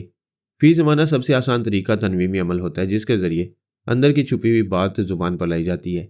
मैं सुपर मास्टर के पास पहुंच गया। वह गहरी तारीकी में आंखें फाड़ फाड़ कर देख रहा था। पता चला कि उसे एक तारीक कमरे में कैद कर दिया गया है। अब वह सुपर मास्टर नहीं रहा है, उससे तमाम राब्ते ख़त्म कर दिए गए हैं। इसका मतलब यह था कि कोई दूसरा आ गया है। सुपर मास्टर कोई भी हो, वो उसी रिहायशी बंगले में जाकर क्याम करता था। उसका वही खास मुलाजिम होता था जिसके दिमाग में मैं पहुंच चुका था। मैं उस मुलाजिम के पास पहुंचा। पता चला वो चूंकि बूढ़ा हो चुका था इसलिए उसे रिटायर्ड कर दिया गया है। वो किसी सुपर मास्टर को और उसकी मसरूफियत को न जानता था न समझता था, इसलिए उसे मुलाजमत से हटाने के बाद आम शहरी जिंदगी गुजारने की इजाज़त दे दी गई थी। उस मुलाजिम की सोच ने बताया। कई फौजियों ने अचानक ही उस बंगले को घेर लिया था जहां वो मुलाजमत करता था। फिर उस बंगले की तलाशी ली गई तो स्टोर रूम से 4 सूटकेस बरामद हुए। उस मुलाजिम से पूछा गया, उसने कहा, जनाब मैं इन सूटकेसों के मुताल्लिक कुछ नहीं जानता। मैं बारहा स्टोर रूम में गया हूं लेकिन कभी ये सूटकेस नहीं देखे। वो बरसों का ईमानदार और वफादार मुलाजिम था। सुपर मास्टर भी वफादार था, लेकिन उसके मुताल्लिक शुबा हो गया था कि मैं उसके दिमाग में पहुंच चुका हूं। मुलाजिम के बयान से इसकी तस्दीक हो रही थी। यह साबित हो रहा था कि फरहाद ने टेलीपैथी और तनवीमी अमल के जरिए मुलाजिम के दिमाग को तस्खीर किया। फिर इसी तरह सुपर मास्टर के दिमाग को भी अपने काबू में कर लिया। वो दोनों फरहाद के ज़ेरे असर रहे। जब भी वो स्टोर रूम में जाते रहे वो 4 सूटकेस नजर आते रहे और उन्हें वो नज़रअंदाज करते रहे। गोया अब वो मशीन मेरी दस्तरस में नहीं रही थी। उन्हें 2 बड़ी कामयाबियां हासिल हुई थी। सबसे बड़ी कामयाबी यह कि ट्रांसफार्मर मशीन उनके हाथ आ गई थी। दूसरी कामयाबी यह कि सुपर मास्टर की कमजोरी मालूम हो गई थी। वो इल्ज़ाम दे रहे थे कि फरहाद जब उसके दिमाग में आता था तो उसने ये बात अपने आला हुकाम से क्यों छुपाई। सुपर मास्टर कस्में खा रहा था कि फरहाद उसके दिमाग में नहीं आता, लेकिन अब उसकी बात नहीं मानी जा सकती थी। जिस तरह मैं बहराम गंगोली के दिमाग पर कब्जा जमा कर उसके स्टोर रूम में एक नकली मशीन रख चुका था, उसी तरह वो सोच रहे थे कि मैंने सुपर मास्टर के दिमाग पर भी कब्जा जमा कर असली मशीन उसके स्टोर रूम में छुपा रखी थी। मैं उस सिलेक्शन कमेटी के मेंबरान तक बारी बारी पहुंचने लगा जो नए सुपर मास्टर का इंतखाब किया करते थे। मैंने ख्याल ख्वानी के जरिए दूर तक जाल बिछा रखा था। उस सिलेक्शन कमेटी तक पहुंच गया था जहां से सुपर मास्टर मुंतखब होकर आता है, लेकिन वो बहुत ज़्यादा मोहतात हो गए थे। सिलेक्शन कमेटी के उन 5 मेंबरों को भी उनके ओहदे से हटा दिया था। नए मेंबरान आए थे और वो कौन थे ये मालूम करने के लिए मुझे फिर नए सिरे से जिद्दोजहद शुरू करना थी। मैंने जनाब शेख साहब से आकर कहा, वो मशीन उन लोगों ने ढूंढ निकाली है, सुपर मास्टर भी तब्दील कर दिया गया है। जनाब शेख साहब ने कहा, तुम यहाँ आकर 7 बरस तक मुतमईन रहे, अपने लोगों के साथ वक्त गुजारते रहे। मुझे भी बहुत अच्छा लग रहा था। मैं दुआ कर रहा था तुम्हारी ज़िंदगी में इसी तरह सुकून रहे और तुम अपनों के साथ मिलजुल कर ज़िंदगी गुजारो। लेकिन तुम्हारा एक दिन का आराम मुस्तकबिल के सुकून को हराम कर देता है और कामयाबियों को नाकामियों में बदल देता है। मैंने कहा, मैं इस तवील अरसे में कई बार सुपर मास्टर के दिमाग में गया, वहाँ किसी तब्दीली का इम्कान नहीं था। फिर मैं मुतमईन हो गया। सोचा, आखिर ज़िंदगी भर ख्याल ख्वानी तो नहीं कर सकता। जब अपने तमाम लोगों के दरमियान हूँ तो हाजिर दिमाग रहना चाहिए, और ये हाजिर दिमागी अब महंगी पड़ रही है। बेशक वो नादान नहीं है। उन्होंने इस बात का अंदाज़ा लगाया कि एक जाली मशीन बहराम गंगोली जैसे अहम आदमी के घर में छुपाई जा सकती है, तो असली मशीन भी किसी ऐसे अहम शख्स के यहाँ छुपाई गई है जहाँ अब तक तलाशी नहीं ली गई है। लिहाजा उन्होंने तमाम अहम शख्सियतों और अहम ओहदेदारों के घरों की तलाशी ली होगी। इनमें सुपर मास्टर का घर भी शामिल था और वह मशीन वहाँ से बरामद कर ली गई। रसवंती ने मेरे पास आकर कहा, फरहाद में बराबर शीबा के साथ लगी रही, लेकिन कुछ पता नहीं चल रहा है। आखिर उसे कहाँ ले जाया जा रहा है? परेशान होने से कुछ नहीं होगा, उसे हालात के रहमो करम पर छोड़ दो। दुश्मन हम में से किसी को नुकसान पहुंचाने से पहले बहुत कुछ सोचते हैं। अपना नुकसान नहीं बर्दाश्त कर सकते, लिहाजा शीबा को जिस्मानी और ज़हनी तौर पर नुकसान नहीं पहुंचेगा। तुम्हारा क्या ख्याल है? उसे किस मकसद के लिए अगवा किया गया है? ये एक ही पार्टी का खेल मालूम होता है। मशीन नए सुपर मास्टर की तहवील में पहुंच गई है। उसकी ब्लाइंड फोर्स वाले उसे अगवा कर सकती हैं। ये बहुत बुरा हुआ। मशीन भी हाथ लग गई, शीबा भी हाथ लग रही है। इस तरह वो नए टेलीपैथी जानने वाले पैदा करेंगे। आला बीबी को अमेरिका जाने के लिए कहो। वो अपने उन 40 आदमियों के साथ जाए जिन्हें हम 40 चोर कहते हैं। मुझे यकीन है वो मशीन जहाँ भी होगी वो 40 चोर उसे ढूंढ निकालेंगे। अमेरिका में ग्रीन कार्ड के बगैर ज़्यादा अरसा रहना एक मुश्किल काम था। आला बीबी के 40 चोरों को वहाँ जाना था, लेकिन हमारे लिए अमेरिका जाना ऐसे ही था जैसे एक कमरे से निकलकर दूसरे कमरे में जाना हो। बाबा साहब के इदारे से कामयाब होकर जाने वाली तालबात और तलबा पिछले कई बरसों से दुनिया के मुख्तलिफ मुल्कों में जाकर मुलाजमत या कारोबार कर रहे थे। कोई डॉक्टर, कोई मैकेनिक, कोई इंजीनियर और कोई साइंसदान था। शेख साहब के हुक्म पर वो अमेरिका से वापस आ सकते थे और उनके पासपोर्ट पर आला बीबी के चोर उनके मेकअप में जा सकते थे। फ्री के पासपोर्ट, वीज़ा और ग्रीन कार्ड जिन शोबों से जारी किए जाते वहाँ तक ख्याल ख्वानी के जरिए रसाई हासिल करना और वहाँ के अफसरों को अपनी मुट्ठी में लेकर ग्रीन कार्ड जारी कराना हमारे लिए कोई बड़ी बात नहीं थी। रसवंती ने आला बीबी के पास आकर कहा, फरहाद की तजवीज़ है, तुम्हें अपने 40 चोरों के साथ अमेरिका जाना चाहिए। वो मशीन इंतहाई राजदारी से छुपा कर रखी गई होगी। उसे तलाश करना एक दो के बस की बात नहीं। तुम्हारे 40 चोर उस मशीन के अतराफ अपना घेरा तंग कर सकती हैं। आला बीबी ने खुश होकर कहा, खुदा का शुक्र है, बैठे बैठे दिमाग को जंग लग रहा था। मैं यकीन दिलाती हूँ, वह मशीन पाताल में छुपाई जाए या समुद्र की तह में पहुंचाई जाए या किसी खलाई स्टेशन में ले जाकर रख दी जाए, मेरे चोर वहां तक जरूर पहुंचेंगे। रसवंती के जाने के बाद मैंने आला बीबी को मुखातिब किया, फिर पूछा, अब तो खुश हो? वह बहुत खुश थी। उसने कहा, मैं तुम्हारे साथ कितनी ही मुहिम में कामयाब रही हूँ। पिछली बार हिंदुस्तान में नाकाम रही, मुझे इसका अफसोस है। अब इसकी तलाफी करूंगी। वह मशीन यहाँ ज़रूर लाऊंगी। अगर ना ला सकी तो उसे तबाह कर दूंगी। दुश्मनों को उसे इस्तेमाल करने का मौका ही नहीं दूंगी। तुम कब जा रही हो? अभी मालूम करती हूँ। जिस फ्लाइट से सीट मिल जाएगी उसी से चली जाऊंगी। तुम्हारे 40 चोरों का क्या होगा? मेरे 8 चोर पहले ही अमेरिका में हैं, 32 मुख्तलिफ ममालिक में हैं। मैं अभी शेख साहब से जाकर मुलाकात करती हूँ, वो उनसे रब्ता कायम करेंगे। अमेरिका जाने के सिलसिले में उनके मसाइल मालूम करेंगे। मेरे चोरों में कुछ ऐसे हैं जो छुपकर अमेरिका पहुंचेंगे और वहां किसी दूसरे के मेकअप में ग्रीन कार्ड भी हासिल कर लेंगे, और जो छुपकर ना जा सके वो हमारे उन साथियों के मेकअप में जाएंगे जो अमेरिका में पहले ही मुख्तलिफ शोबों से ताल्लुक़ रखती हैं। अगर हम अपनी कोशिशों में नाकाम रहे तो तुम, रसवंती और आर्मर टेलीपैथी के जरिए ग्रीन कार्ड जारी करा सकोगे। बहरहाल मैं आज या कल किसी भी फ्लाइट से रवाना हो जाऊंगी। तुम कब पहुंच रहे हो? मैं शीबा के लिए परेशान हूँ। जैसे उसकी खैरियत मालूम होगी मैं चला आऊँगा। तुम वहाँ पहुँचकर अपना काम शुरू करो। हमने हेलीकॉप्टर की आवाज़ से अंदाज़ा किया था कि शीबा को उसमें ले जाया जा रहा है। तकरीबन 3 घंटे बाद मैंने उसके दिमाग में पहुँचकर देखा। उसकी आंखों पर पट्टी बंधी हुई थी। अब हेलीकॉप्टर की आवाज़ नहीं आ रही थी। वो होश में थी। किसी गाड़ी के ट्रेलर में आरामदेह बिस्तर पर लेटी हुई सफ़र कर रही थी। मैंने पूछा, शीबा कैसी तबीयत है? ठीक हूँ, लेकिन ये नए हालात परेशान कर रही हैं। पता नहीं ये कौन लोग हैं। हमें यकीन की हद तक शुबह है कि सुपर मास्टर के आदमी तुम्हें ले जा रही हैं। सुपर मास्टर के आदमी अमेरिका ले जाएंगे, लेकिन इतनी जल्दी सफ़र कैसे ख़त्म हो गया? उनका अपना कोई तरीक़ेकार होगा। उन्होंने तुम्हें कहीं छुपाने के लिए किसी करीबी मुल्क में खुफिया अड्डा बनाया होगा। फिर मौका और सहूलत देखकर तुम्हें सुपर मास्टर के पास पहुंचा देंगे। तुम ये कैसे कह सकती हो? मैंने उसे बताया, वो ट्रांसफार्मर मशीन सुपर मास्टर के हाथ लग गई है। अब उसे एक टेलीपैथी जानने वाले या वाली की ज़रूरत है, लिहाजा वो तुम्हें ले जा रहा है। वो बोली, ऐसा कितनी बार हो चुका है? हम एक दूसरे के करीब आए मगर करीब नहीं हुए। उससे पहले ही हालात ने जुदा कर दिया। इस बार भी यही हो रहा है। हमें मायूस नहीं होना चाहिए। मैं तो हो रही हूँ। ऐसे वक्त मोहतरम असफंदियार की पेशन गोई याद आ रही है। उन्होंने एक बार मेरी किस्मत का हाल बताते हुए कहा था, मैं जिसे दिल की गहराइयों से चाहूंगी वह मुझे नहीं मिलेगा। उसे पाने के लिए मुझे अपना रवैया, अपना रास्ता और अपने नजरियात वगैरह सब बदलने होंगे। चलो यही सही, मुझे पाने के लिए अपना रास्ता बदल दो। यही सोच रही हूँ। वह कौन सा रास्ता हो सकता है जिस पर चलकर मैं तुम्हारे पास पहुंच सकती हूँ? जरा ये मालूम हो जाने दो कि तुम किन लोगों की कैद में और कहाँ हो, फिर कोई ना कोई रास्ता निकल ही आएगा। मैंने उसे तसल्लियाँ दी। फिर 10-15 मिनट के बाद आने का वादा करके दिमागी तौर पर हाजिर हो गया। 10 मिनट के बाद रसवंती ने आकर कहा, जनाब शेख साहब के पास आ जाओ। मैं उनके पास आया। उन्होंने कहा, अभी थोड़ी देर पहले सुपर मास्टर ने मुझसे रब्ता कायम किया था। बड़ी तवील गुफ्तगू हुई। मैंने कहा, यकीनन वो फ्रंट लाइन का सुपर मास्टर होगा। असल तो उसके पीछे छुपा होता है। क्या उसने बताया कि 1 हफ्ते पहले वाला सुपर मास्टर अब नहीं रहा? नहीं, इस किस्म की कोई बात नहीं हुई। वो कह रहा था उन्हें ट्रांसफार्मर मशीन मुकम्मल सूरत में मिल गई है। उसके 2 पुर्जे नहीं थे, लेकिन वो पुर्जे पहले ही तुम्हारी टेक्सास वाली रिहाशगाह के बागीचे से उन्हें मिल गए थे। उन्हें मशीन मिल गई, इधर शीबा अगवा कर ली गई। अब वो और क्या चाहता है? हमसे दोस्ती चाहता है। कह रहा था उसे एक टेलीपैथी जानने वाले की ज़रूरत है। मैंने उसे कहा, शीबा को अगवा करने के बाद फिर किसी की फरमाइश कर रहे हो? इस पर उसने कसम खाकर कहा कि उसने या उसके किसी आदमी ने शीबा को अगवा नहीं किया है। क्या हम उसकी कसम पर यकीन कर लें? दुश्मन आखिर दुश्मन होता है। अगर वो सच बोलता है तो उसके पीछे भी कोई मसलियत होती है। हो सकता है वो शीबा को अगवा करने की बात हमसे छुपा रहा हो, ताकि हम ख्याल खोनी के जरिए कोई इंतकामी कार्रवाई ना कर सकें। आपने उसे क्या जवाब दिया? मैंने कह दिया, अगर वो शीबा की बाजियाबी में हमारी मदद करे और उसे हम तक पहुंचा दे तो हम उसके काम आने के मुतालिक सोचेंगे। फ्रंट लाइन के सुपर मास्टर ने कहा, आप हमारे काम आने के मुतालिक सोचेंगे यानी हमें टाल रहे हैं? हमारे काम आने का वादा नहीं कर रहे हैं। जनाब शेख साहब ने कहा, एक दूसरे के काम आने के सिलसिले में पहले शराइत तय होंगी।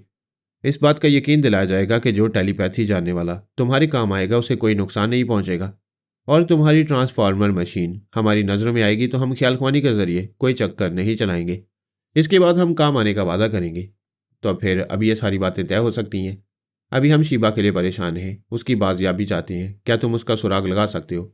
जनाब शेख साहब, आपसे बचकाना बातों की तवक्को नहीं थी। अगर हमने शीबा का सुराग लगा लिया और ये मालूम कर लिया कि वो कहाँ है और उसे वहाँ से किस तरह आपके पास पहुँचाया जा सकता है, तो उसे हम अपने पास नहीं ले आएंगे। जनाब शेख साहब ने जवाब दिया, मैं यही चाहता हूँ कि उसका सुराग मिले तो आप उसको अपने यहाँ ले जाने की कोशिश करें।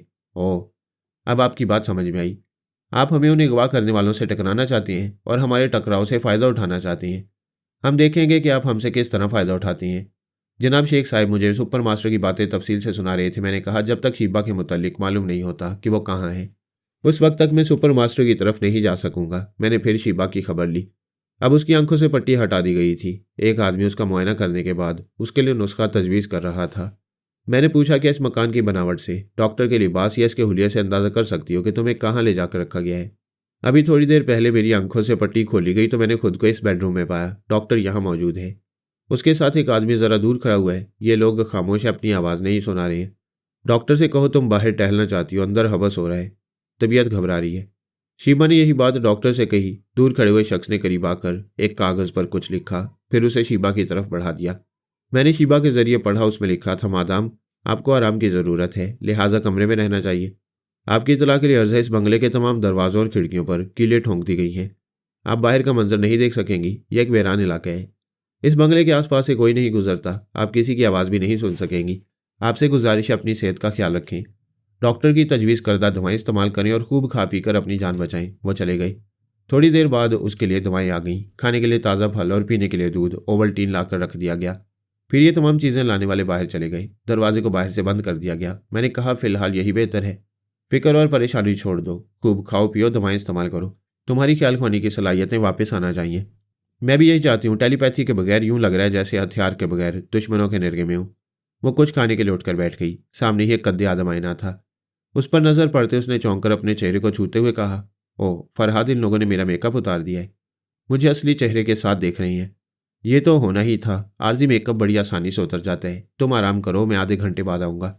मैं दिमागी तौर पर हाजिर हो गया। उस वक्त मैं गुलाम बाकी के साथ अनकरा में था। वहाँ से पेरिस जाना चाहता था ताकि गुलाम बाकी बाबा साहब के दार में चला जाए और मैं हालात के मुताबिक फ़ैसला करूँ कि शीबा की तरफ जाना चाहिए या अमेरिका वाला बीबी के पास पहुँचकर मशीन का सुराग लगाना चाहिए। हम अनकरा पहुंचकर एक दूसरे के लिए अजनबी बन गए थे। एक ही होटल में क्याम किया था मगर 2 अलग अलग कमरों में थे। दुश्मनों ने शीबा के साथ गुलाम बाकी को भी पहचान लिया। मैं नहीं चाहता था उसके जरिए मैं भी पहचाना जाऊं। होटल पहुंचने के बाद मेरा ख्याल दुरुस्त निकला। अब वो गुलाम बाकी के पीछे पड़ गए थे।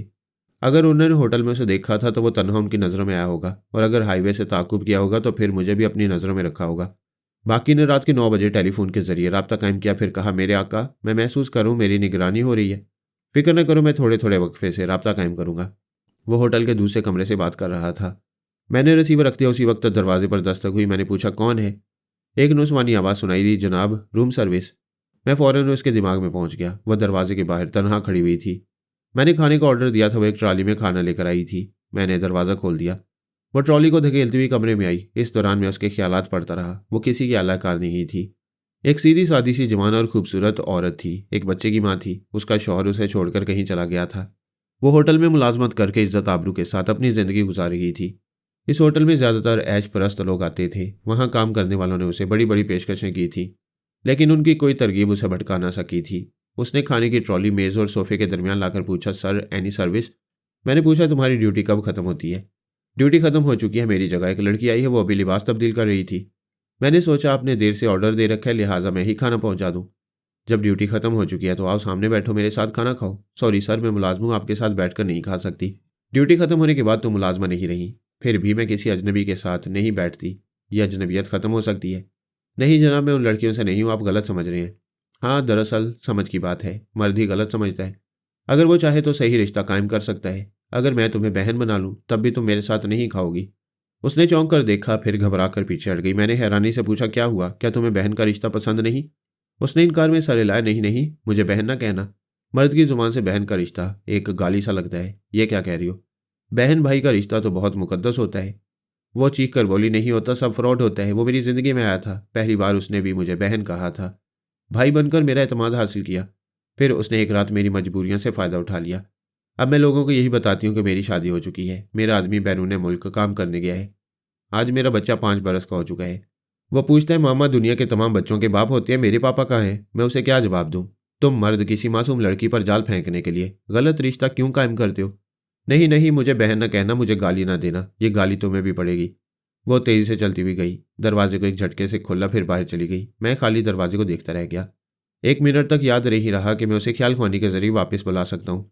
जो कुछ वो कह गई थी उससे किसी भी हसास मर्द को शर्मिंदगी हो सकती थी, और मैं शर्मिंदा सा था। फिर मैंने उसकी सोच में कहा, मुझे किसी के खुलूस पर शुबा नहीं करना चाहिए। 5 उंगलियां बराबर नहीं होती। वह चलते चलते रुक गई। बाल्फाज़े दीगर मैंने उसके कदम रोक दिए। वह समझ रही थी उसे शर्मिंदगी रोक रही है। उसने एक शरीफ आदमी को खरी बातें सुनाई थी। वो वापस आने लगी। उसे अपने फ़र्ज़ का भी एहसास था। वो होटल की मुलाजमा थी। वहाँ क़याम करने वालों को खुश रखना उसकी ड्यूटी थी। अगरचे वो किसी की गलत बात मानने की पाबंद नहीं थी, ताहम किसी को किसी कसूर के बगैर बातें सुनाना भी नामुनासिब था। वो कमरे में आई, फिर सर झुकाकर बोली, मैं मुआफ़ी चाहती हूँ, जाने गुस्से में क्या कह चुकी हूँ। मैं यूँ मुआफ़ नहीं करूँगा। अगर वाकई शर्मिंदा हो तो 15 मिनट बाद 2 प्याली कॉफ़ी लेकर आओ और मेरे साथ बैठकर 1 प्याली कॉफ़ी नोश करो। वह सर झुकाकर चली गई। मैंने खाने के दौरान फ्रांस के एक आला हाकिम से रब्ता कायम किया और कहा, आप अंकारा में अपने सरकारी या गैर सरकारी नुमाइंदे को हदायत दें कि मुझे जिस चीज़ की ज़रूरत हो वो फ़ौरन मुहैया कर दी जाए। मैं अभी हुक्म देता हूँ, आप उसका टेलीफोन नंबर नोट कर लें। उसने टेलीफोन नंबर बता दिया। मैंने याद कर लिया। फिर थोड़ी देर इंतज़ार किया। उस हाकिम के दिमाग में मौजूद रहा।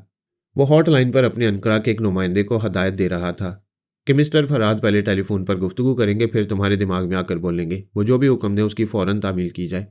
मैं उसके दिमाग में रहकर उस नुमाइंदे की आवाज़ भी सुन चुका था। टेलीफोन पर गुफ्तगू की ज़रूरत नहीं थी, चूँकि उसे यही हदायत दी गई थी। इसलिए मैंने टेलीफोन पर रब्ता कायम किया। फिर उससे कहा, मैं दिमाग में पहुँच रहा हूँ। इसके बाद रिसीवर रख दिया। चंद लम्हों के बाद ही उसने अपने दिमाग में मेरी आवाज़ सुनकर कहा, जनाब, मुझे हदायत की गई है, आप हुक्म दें, मैं तामील करूँगा। मैंने होटल का नाम और कमरा बताते हुए कहा, अपने एक ख़ास आदमी को यहाँ भेज दो, मैं उसे हदायत दूंगा। अच्छी बात है, मैं अभी उसे रवाना कर रहा हूँ। वह कॉफ़ी की ट्रे लेकर आई। दरमियानी मेज़ पर उसे रखकर कॉफ़ी बनाने लगी।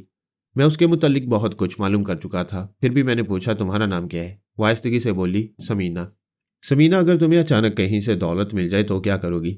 उसने नज़रें उठाकर देखा, फिर कहा, मैं ख्वाब नहीं देखती। देखा करो, ख्वाब देखने से ज़िंदगी की वीरानी में फूल खिलते हैं। अपने लिए ना सही, अपने बच्चे के लिए ख्वाब देखा करो और सोचो, उसकी परवरिश करने, उसे आला तालीम दिलाने और उसका मुस्तकबिल खुशगवार बनाने के लिए तुम्हें ज़्यादा से ज़्यादा दौलत की ज़रूरत होगी। मुझे गलत ना समझना, मैं तुम्हें बहन कह चुका हूँ। एक शख्स ने भाई बनकर धोखा दिया है, मैं उसकी तलाफी करना चाहता हूँ। आप चाहते क्या हैं? तुम इस होटल में मुलाजमत ना करो, यहाँ भांत भांत के लोग आती हैं, तुम पर बुरी नज़र डालती हैं। तुम उनसे दामन बचाती हो, लेकिन जवान हो, खूबसूरत हो, आखिर कब तक बचोगी? वह गहरी सांस लेकर बोली, मैं पहले कपड़े सिलाई करती थी, छोटे बच्चों के लिए नित नए सूट तैयार करके बाजार में फरोख्त करती थी, लेकिन उससे गुजारा नहीं होता था। इस शहर में बड़ी बड़ी रेडीमेड गारमेंट्स की फैक्ट्रियाँ हैं, उनमें जदीद मशीनें हैं, बेशुमार काम करने वाले मर्द और औरतें हैं। वो उन मशीनों के जरिए बेहतरीन माल तैयार करती हैं। मेरे हाथ के सिले हुए कपड़े अच्छे दामों फरोख्त नहीं होते, इसलिए मजबूर होकर मैं उस होटल में मुलाजमत करने लगी। दरवाजे पर दस्तक हुई। समीना ने जाकर दरवाज़ा खोला और पूछा, आप किससे मिलना चाहती हैं? आने वाले ने कहा, इस कमरे में जो भी साहब रहते हैं, मैं उनसे मुलाकात करना चाहता हूँ। मैंने उसकी आवाज़ सुनकर उसके ख्यालात पड़े। वो फ्रांसीसी नुमाइंदे की तरफ से आया था। मैंने कहा, समीना आने दो। वो अंदर आ गया। मैंने उसे बैठने का इशारा किया, फिर कहा, यह समीना है, इनके लिए एक बहुत बड़ी गारमेंट्स फैक्ट्री कायम करना है। तुम कल ही किसी कमर्शियल एरिया में एक प्लॉट हासिल करो और गारमेंट्स तैयार करने की जदीद तरीन मशीनें बैरून मुल्क से मंगवाओ। वह हैरानी से आंखें फाड़ फाड़ कर मुझे देख रही थी। मैंने कहा, यह मेरी बहन है, किसी छोटे इलाके में नहीं रहेगी। कल सुबह तक किसी अच्छे इलाके में इसके लिए एक बंगला खरीदो। मेरा भांजा स्कूल जाता है, उसके लिए एक कार जरूरी है, फैक्ट्री का काम शुरू होने और वहां से आमदनी की सूरत पैदा होने तक। समीना के अकाउंट में $1,00,000 जमा करा दो।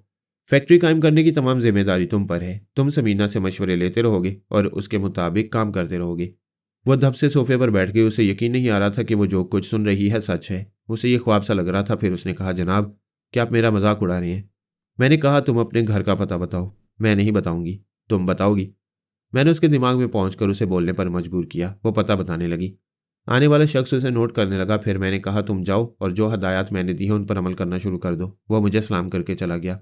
समीना मुझे सवालिया नजरों से देख रही थी। मैंने कहा, तुम इसलिए हैरान हो कि ख्वाब नहीं देखती हो। कभी कभी जिंदगी में ख्वाब जैसी सच्चाई सामने आती है तो उसे देखकर भी यकीन नहीं आता कि यह हकीकत है। तुम घर जाओ, अपना सामान पैक करो। कल सुबह तुम्हें अपने खास बंगले में मुंतकिल होना है। तुम्हें अपने बच्चे का मुस्तकबिल संवारना है। मैंने प्याली उठाकर कॉफ़ी का पहला घूंट लिया। फिर कहा, तुम एक नए बंगले में मुंतकिल हो जाओ। वो बंगला तुम्हारे नाम हो जाए, तुम्हारे अकाउंट में $1,00,000 आ जाए और तुम्हें यकीन हो जाए कि मैं तुम्हारा मजाक नहीं उड़ा रहा हूं, तो फिर मौजूदा मुलाजमत से इस्तीफ़ा दे देना। अभी मुझ पर भरोसा करने की ज़रूरत नहीं है। मैं फ़र्ज़ कर लेती हूँ जो तुम कह रहे हो वो सच है। मैंने $1,00,000 तो क्या, $5,000 भी कभी एक साथ नहीं देखे। आखिर तुम मेरे लिए सब कुछ क्यों कर रहे हो? तुम एक शरीफ औरत हो। तुमने होटल के इस गलीज माहौल में अभी तक अपना दामन बचा रखा है। मैं नहीं चाहता कि आइंदा इस माहौल में रहूं। जब मैंने तुम्हें बहन कहा है तो इस रिश्ते के तकद्दुस को किसी तरह पामाल नहीं होने दूंगा। वो उठकर खड़ी हो गई। फिर बोली, मैं जा रही हूँ। जब मुझे भरोसा होगा तो मैं अपने बच्चे के साथ आऊंगी और तुम्हारे कदमों पर सर रख दूंगी। लेकिन अभी तुम मेरे लिए अजनबी हो, नाकाबिल एतबार हो। मैं औरत हूँ, किसी फरेब में आना नहीं चाहती। मेरी कोई बात बुरी लगे तो मुझे माफ़ कर देना। वो कमरे से चली गई। उसके हिस्से की प्याली में कॉफ़ी रखी हुई थी। मैंने उसे पीने पर मजबूर नहीं किया। उसने साफ लफ्ज़ों में कह दिया था कि जब तक मुझ पर भरोसा नहीं होगा मैं उसके लिए अजनबी हूँ और नाकाबिल एतबार हूँ। मैं अपनी प्याली उठाकर पीने लगा। जुराइम और गुनाहों को ख़त्म करने का एक तरीका यह भी है कि हमें यह मालूम हो कि एक मर्द ने कोई गलती की है तो दूसरा इसकी तलाफ़ी करने की कोशिश करे। अगर एक औरत ने किसी मर्द को धोखा दिया है तो दूसरी औरत उससे वफा करे। इस तरह अगर बुराई ख़त्म ना भी हो तो इसके मुकाबले में एक नेकी होती जाएगी। पलड़ा बराबर रहेगा तो यह अंदेशा नहीं रहेगा कि बुराई हमेशा गालिब आती रहेगी। जब दूसरे दिन समीना को मेरे नेक अमल का यकीन आएगा तो उसमें भी हौसला पैदा होगा। वो भी आइंदा किसी न किसी के काम आती रहेगी। मैंने प्याली ख़त्म करके उसे एक तरफ रखा। सोफे से टेक लगाकर ख्याल ख्वानी की परवास करते हुए शीबा तक पहुंचना चाहता था। फिर महसूस किया मेरा सर चकरा रहा है। ख्याल ख्वानी करना चाहता था लेकिन टेलीपैथी का परिंदा पर तोलने से पहले ही थक जाता है। मैं एकदम से परेशान होकर सोफे से उठ गया। मुझे खतरा महसूस हो रहा था। मैं टेलीफोन की तरफ बढ़ा मगर कदम डगमगाने लगे। बड़ी मुश्किल से वहां तक पहुंचा। रिसीवर उठाकर गुलाम बाकी के कमरे का नंबर तलब किया। मुझे ऑपरेटर की आवाज़ सुनाई दी। उसने कहा, जस्ट ए मिनट प्लीज़। यही एक आखिरी फिक्रा सुनाई दिया। इसके बाद मेरे हाथ से रिसीवर छूट गया। मेरा ख्याल था मैं खुद को संभाल सकता हूँ। मैंने आंखें बंद कर लीं। अपनी तमाम कुव्वतों को यकजा करके संभलने की कोशिश करने लगा, लेकिन उस वक्त तक घुटनों के बल फर्श पर आ गया था। सर जमीन की तरफ झुक रहा था। दोनों हाथ भी कालीन पर टिके हुए थे। मैं उठना चाहता था मगर उठ नहीं सकता था और रिसीवर हाथ से छूटने के बाद लटक रहा था, इधर से उधर झूल रहा था। उसमें से आवाज़ आ रही थी लेकिन अब मेरी समात इतनी कमज़ोर हो गई कि मैं आवाज़ नहीं पहचान सकता था। यकीन से नहीं कह सकता था वो ऑपरेटर की आवाज़ है या गुलाम बाकी की। एक ज़माना मेरी टेलीपैथी से खौफजदा है। एक दुनिया मुझे शाहज़ोर तस्लीम करती है और यह शाहज़ोर इस वक्त फर्श पर घुटने और हाथ टेके हुए था और इतना कमज़ोर हो चुका था कि अपने आप को संभाल नहीं सकता था। मुझे ये भी मालूम न हो सका कि मैं किस वक्त फर्श पर झुके झुके औंधे मुँह गिर पड़ा। कुदरत इशारा देती है कि दुनिया का हर शहज़ोर एक न एक रोज़ मुंह के बल गिरता है। जो कभी नहीं गिरता, जिसे कभी ज़वाल नहीं आता, वो कायम और दायम रहने वाली ज़ात सिर्फ खुदा की है। दुश्मन अपना काम कर चुके थे। मैं भी अपनी तरफ से बहुत मोहतात था। जिस होटल में काम करता हूँ वहाँ किचन के सुपरवाइज़र तक ज़रूर पहुँचता हूँ ताकि मेरे खाने पीने की चीज़ में कोई नुकसानदेह मिलावट ना हो। इस बार भी मैं सुपरवाइज़र तक पहुँच चुका था और मुतमईन भी हो चुका था। समीना मेरे साथ कॉफ़ी पीने आई थी। उसकी प्याली वैसे ही रह गई थी। उसने इसे मुंह नहीं लगाया था। इसके बावजूद वो बेकसूर और अनजान थी। मेरी कॉफ़ी में किसने मुजर्रसां दवा मिलाई थी ये बाद में मालूम ना कर सका। एक अंदाज़ा था, समीना की ड्यूटी ख़त्म होने के बाद जो लड़की उसकी जगह ड्यूटी पर आई थी शायद वही दुश्मनों की आलाकार थी। मैंने ऑपरेटर से कहा था कि वो गुलाम बाकी के कमरे से राब्ता कायम कराए। ऑपरेटर ने जवाब दिया था, प्लीज़ 1 मिनट इंतज़ार करें। इसके बाद ही मेरे हाथ से रिसीवर छूट गया था। बाद में इस रिसीवर से कुछ आवाज़ें सुनाई दी थी। शायद राब्ता कायम हो गया था और गुलाम बाकी दूसरी तरफ से मुझे मुखातिब कर रहा था, या फिर राब्ता कायम नहीं हुआ था और ऑपरेटर माजरत चाहते हुए कुछ कह रहा था। बहरहाल ये तो बाद में मालूम हो गया कि गुलाम बाकी से राब्ता कायम नहीं हुआ था। अगर होता तो वो तीर की तरह मेरे पास पहुंचता। पता नहीं वो कहाँ था और उस पर क्या गुजर रही थी। यहाँ तो जो मुझ पर गुजर रही थी उसका मुझे इल्म नहीं था। मैं तो हयाते बदस्त मौत के मिस्ताक जिंदा था और कहीं मुर्दा पड़ा हुआ था। वो रात गुजर गई। दूसरे दिन मुझे होश आया। मैंने रसवंती की आवाज़ सुनी। बड़ी नकाहत से पूछा, तुम कहाँ हो? यही मैं पूछ रही हूँ, तुम कहाँ हो? पिछली रात से बेहोश पड़े हो, जरा आंखें खोलकर देखो, ये कौन सी जगह है? मैंने आहिस्ता आहिस्ता आंखें खोल दी। वो होटल का कमरा नहीं था। मैं एक आरामदेह बिस्तर पर लेटा हुआ था। वो एक वसी ख्वाबगाह थी जहाँ का कीमती सामान और उसकी आरास्तगी देखकर गुमान होता था कि वो किसी बादशाह सलामत की ख्वाबगाह हो सकती है। दुश्मन बड़े सितम ज़रीफ होती हैं। दुश्मनी करते हैं मगर आराम से रखते हैं, और जो दुश्मन आराम से रखता है उसकी दुश्मनी बड़ी दोगली होती है। यानी नुकसान भी करता है और आराम पहुंचाकर हमसे फ़ायदा भी हासिल करना चाहता है। देखना यह था कि वह मुझे आराम से रखकर मुझसे क्या फ़ायदे हासिल करना चाहेगा। इधर रसवंती मेरी सोच पड़ रही थी और मेरे ज़रिए इस बेडरूम के मुतल्लिक मालूमात हासिल कर रही थी। फिर उसने कहा, यहाँ से बाहर निकलो, तब मालूम होगा ये कौन सी जगह है। मैं आहिस्ता आहिस्ता उठकर बैठ गया। मेरा सर चकराने लगा। दोनों दीवार इधर से उधर डोलते हुए दिखाई देने लगे। उसने कहा, बेहतर है थोड़ी देर आराम कर लो। मैं पलंग के सरहाने टेक लगाकर बैठ गया। फिर बोला, शीबा को इसी तरह किसी ख्वाबगाह में बंद किया गया था। वो बाहर निकलना चाहती थी लेकिन उसे इजाज़त नहीं मिली। वहाँ के खिड़की दरवाजे बंद थे। यहाँ भी यही नज़र आ रहा है। मैं थोड़ी देर बाद चलने फिरने की कोशिश करूँगा। तुम शीबा के मुतालिक बताओ। मैं कई बार उसके दिमाग में पहुँचने की कोशिश कर चुकी हूँ लेकिन वो सांस रोक लेती है। मैंने हैरानी से कहा, यह क्या बात हुई? वो भला क्यों सांस रोकेगी? हम सब हैरान हैं, वो ऐसा क्यों कर रही है? जनाब शेख साहब कहते हैं उसके साथ कुछ ज्यादती हो रही है। उसे सांस रोकने पर मजबूर किया जा रहा है। भला कोई सांस रोकने के सिलसिले में कैसे मजबूर कर सकता है? ये तो शीबा के अपने इख्तियार में है। तुम भूल रहे हो सकता है उस पर तनवीमी अमल किया गया हो। किसी आमल ने उसे अपनी मामूला बनाकर यह सख्ती से हुक्म दिया हो कि पराई सोच की लहरों को महसूस करते ही वो सांस रोक लिया करे। मैंने तायद में सर हिलाकर कहा, बात समझ में आ रही है। इस तरह सामिल ने शीबा से हम सब का राब्ता ख़त्म कर दिया है। हम उसके मुतालिक मालूमात हासिल नहीं कर सकेंगे। फरहाद क्या फिर हमारे साथ वही चाल चली जा रही है? पहले शीबा को अगवा करके जजीरे पहुंचाया गया और आर्मर को वादी काफ। इस बार भी शीबा को अगवा किया गया है। आर्मर की जगह तुम उनके हाथ आ गए हो। दुश्मन इतने नादान नहीं है। वो इतनी घिसी पिटी चालें नहीं चलेंगे। बात कुछ और है। अभी मेरा दिमाग काम नहीं कर रहा। मैं कुछ तवानाई हासिल कर लूँ फिर इस मामले पर गौर करूँगा। अभी आला बीबी से राब्ता कायम करो, मेरे मौजूदा हालात बताओ और उसके मुतालिक रिपोर्ट दो कि वो मशीन तक पहुँचने के लिए क्या कर रही है। रसवंती ने बेजारी से कहा, मशीन को जहन्नुम में जाने दो, मुझे तुम्हारी फिक्र है। दुश्मनों की कैद में और अपनी फिक्र छोड़कर दूसरों की बातें कर रहे हो। मुझे फिक्र क्या करना है? देख रही हो दुश्मनों ने आराम से रखा हुआ है। यकीनन कोई मकसद है, वरना वो मुझे जिंदा ना छोड़ते, पहली फुर्सत में गोली मार देते। हमारे पास कोई सबूत ना होता कि किस बड़े मुल्क ने या किसी सुपर ताकत ने मुझे हलाक किया है। जनाब शेख साहब भी कह रहे थे कि तुम्हें जिंदा रखने के पीछे दुश्मनों का कोई खास मकसद है और वो इसी पहलू पर सोच रहे हैं कि तुम्हें जिंदा रखने वाले दुश्मन कौन हो सकती हैं। मैंने आंखें बंद कर ली। पहले टेक लगाकर बैठा हुआ था, फिर सीधा लेट गया। रसवंती ने कहा, बातें ना करो, आराम से सो जाओ। दोबारा उठने के बाद शायद ताज़ा दम हो सको। पता नहीं कम वक्त ने मुझे कॉफ़ी में किस किस्म की दवा मिला कर दी थी। अब तक कमज़ोरी महसूस हो रही थी। रसवंती के बोलते बोलते मेरी आंख लग गई। मैं फिर गाफिल हो गया। मुझे कुछ पता नहीं चल रहा था कितना वक्त गुजरता जा रहा था। जब आंख खुली तो मैंने रसवंती और आर्मर की आवाज़ बारी बारी सुनी। वो मेरे लिए बहुत परेशान थी। थोड़ी थोड़ी देर में आती जाती रही थी। आर्मर ने कहा, मेरे भाई तुम्हें पता है तुम 12 घंटे तक सोते रहे। बहन रसवंती बहुत परेशान है। मैं उन्हें समझा रहा हूँ, परेशानी से मसाइल हल नहीं होते। मुझे पूरा यकीन है जब तुम चलने फिरने के काबिल होगे तो खुद ही वहाँ से निकलने का रास्ता बना लोगे। मैंने पूछा, शीबा से राब्ता कायम हुआ? उसकी तरफ से मायूसी हो रही है, समझ में नहीं आता वो हमारे पहुंचते ही सांस क्यों रोक लेती है। मैंने कहा, मुझे भूख लग रही है। ख्वाबगाह का दरवाज़ा पहले की तरह बंद है, कोई नज़र नहीं आ रहा। मुझे अब उठना ही पड़ेगा। मैं उठकर बैठ गया। इधर उधर नज़र दौड़ाई तो पलंग के सरहाने वाली मेज़ पर खाने का बहुत सा सामान नजर आया। दूध से भरा हुआ जग, ओवल्टीन, ताज़ा फल और खुश्क मेवे दिखाई दे रहे थे।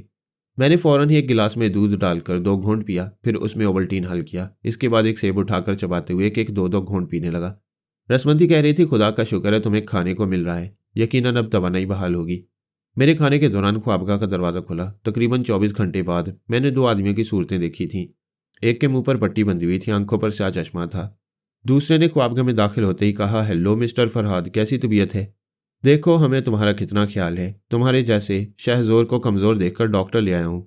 वो कहते कहते रुक गया। उसने सांस रोक ली, फिर सांस लेते हुए मुस्कुराकर बोला, अच्छा, शायद मादाम रसवंती मेरे दिमाग में पहुंचना चाहती हैं या आर्मर होगा, और वह तुम पर जान देने वाली शीबा भी हो सकती है। भाई, तुम्हारे यहाँ तो टेलीपैथी जाने वालों की फौज है, लेकिन अफसोस वो मेरा कुछ नहीं बिगाड़ सकेंगे। उसने कुर्सी की तरफ इशारा करते हुए डॉक्टर से कहा, बैठो डॉक्टर, फरहाद साहब कुछ खा पी लें तो इनका मुआयना कर लेना। मुझे याद आया, शीबा भी इसी तरह नीम बेहोशी की हालत में थी। होश में आने के बाद उसे कुछ खाने पीने को दिया गया था। डॉक्टर ने मुआयना किया था, उसके लिए नुस्खा तजवीज़ किया था, लेकिन उसे कुछ ऐसी दवाएं दी गई थी कि वो फिर सो गई थी। अब मैं सोना नहीं चाहता था।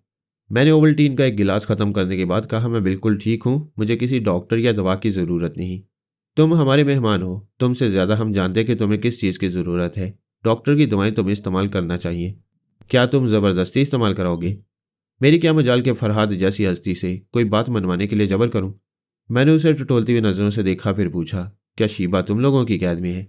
हाँ, सुना तो है वो इसी महल के किसी हिस्से में है। मैं उससे मिलना चाहता हूँ। वो मिलना चाहेगी तो ज़रूर मुलाकात हो जाएगी। मैं उससे पूछना चाहता हूँ, क्या मुलाकात के लिए उसे इजाज़त लेना होगी? ऐसी बात नहीं है। हाँ, ये ज़रूर है कि इस ख्वाबगाह से बाहर तुम कदम नहीं रख सकोगे। यहाँ के तमाम मुसल्ला अफराद गूंगे बहरे हैं। वो कुछ बोलना नहीं जानते, सिर्फ गोली चलाना जानते हैं। ख्वाबगाह के दरवाजे से तुम्हारे एक पाँव निकलेगा तो गोली तुम्हारे एक पाँव में लगेगी, 2 पाँव निकलेंगे 2 गोलियां लगेंगी। अपने पूरे वजूद के साथ निकलोगे तो मैं भी यकीन से नहीं कह सकता कि कितनी गोलियां तुम्हें छलनी कर देंगी। मैंने उसकी बातों के दौरान दरवाजे की तरफ देखा, वो बंद था। अंदर की तरफ चिटकनी वगैरह नहीं थी। अगर होती तो मैं उसे लगाकर दरवाजे को बंद करता, फिर उसकी इतनी पिटाई करता कि वह सांस रोकना भूल जाता। हम सब परेशान थे कि शीबा राब्ता कायम क्यों नहीं कर रही है। रसवंती और आर्मर उसके पास पहुंचना चाहते हैं, वो सांस रोक लेती है। ऐसे में मालूम हुआ कि वो इस महल में है, तो मैं उससे मिलने के लिए बेचैन हो गया। मैंने उस शख्स को घूर कर देखा, फिर पूछा, तुम्हारा नाम क्या है? वो मुस्कुराते हुए बोला, मैं तुम्हारे लिए एक स्ट्रेंजर हूँ, एक अजनबी। मैंने कहा, तुमसे पहले एक और अजनबी आया था जो खुद को मिस्टर अननोन कहता था, और तुम मिस्टर स्ट्रेंजर बन रहे हो। आखिर तुम लोग मशीन के लिए ऐसा बचकाना खेल कब तक खेलते रहोगे? उसने पूछा, तुम किस मशीन की बात कर रहे हो? वाह, क्या तजाहिल आरफाना है।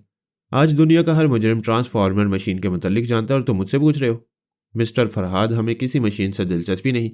हम सिर्फ मादाम शीबा के गुलाम हैं, उनके हुक्म के बंदे हैं। अगर ऐसा है तो जाओ और शीबा से कहो मैं मिलना चाहता हूँ। हम मादाम के पास जाकर कुछ नहीं कह सकते, वो हमें बुलाकर बहुत कुछ कह सकती हैं। हम उनके हुक्म के मुताबिक तुम्हें यहाँ ले आए हैं। जब उनका दूसरा हुक्म मिलेगा उस पर अमल करेंगे। उस वक्त तक इंतज़ार करो। फिर उसने डॉक्टर से कहा, वापस चलो, मिस्टर फरहाद इलाज कराना नहीं चाहते, हम ये रिपोर्ट मादाम के सामने पेश कर देंगे। वो डॉक्टर के साथ वापस चला गया। मैं फिर तना रह गया। वहाँ घड़ी थी न कैलेंडर। ये पता नहीं चलता था कि कितना वक्त और कितने दिन गुजरते जा रहे हैं। रसवंती ने एक दिन कहा, यह कोई अजीब सा चक्कर लग रहा है। वो कहते हैं शीबा के हुक्म से तुम्हें लाया गया है, और ये सब उसके हुक्म के बंदे हैं। तुम्हारा क्या ख्याल है? अपने तौर पर ख्याल कायम करने से पहले बहुत से पहलुओं पर गौर करना होगा।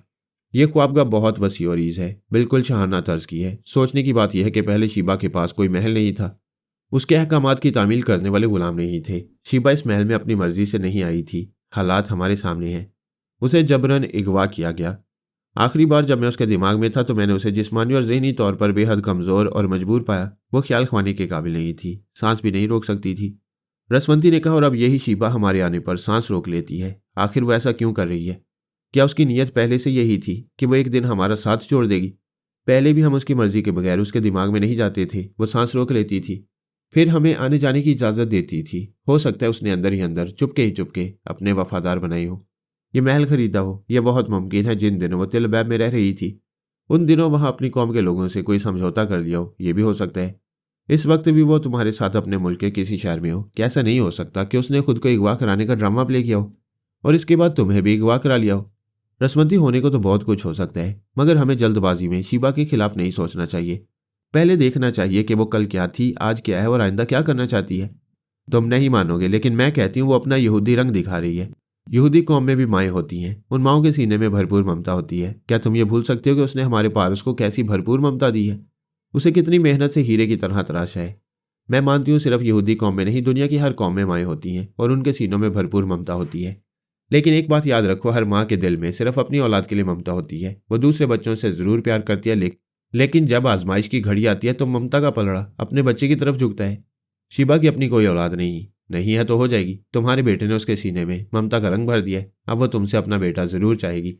मैंने हंसते हुए कहा, तुम ये भूल रही हो कि मंजाली का जहर मेरी रगों में दौड़ रहा है। मैं तुम्हारी बीवी हूँ, इस हकीकत को मैं जानती हूँ, शीबा तो नहीं जानती है। अगर वह तुम्हारे ख्याल के मुताबिक यहूदी रंग दिखा रही है तो मैं उसे अपनी मेडिकल रिपोर्ट सुना दूंगा। मैं यकीन से कहती हूँ शीबा इस वक्त तुम्हारे दिमाग में मौजूद है। हो सकता है जब वो सांस रोक लेती है तो इसका मतलब है ख्याल खुआने की तवानाई भी हासिल हो चुकी है। मैं शीबा से कहूँगा वो मुझसे बात करे। जब तक मैं तुम्हारे पास रहूँगी वो नहीं बोलेगी, लिहाजा मैं जा रही हूँ। वो चली गई। मैंने खूब पेट भर कर खाया था। उठकर इधर उधर टहलने लगा। एक खिड़की के पास जाकर उसे खोलना चाहा, पता चला वो बाहर से बंद है। वह शाहाना तर्ज की वसी और ख्वाबगाह चारों तरफ से बंद थी, लेकिन हब्स नहीं था।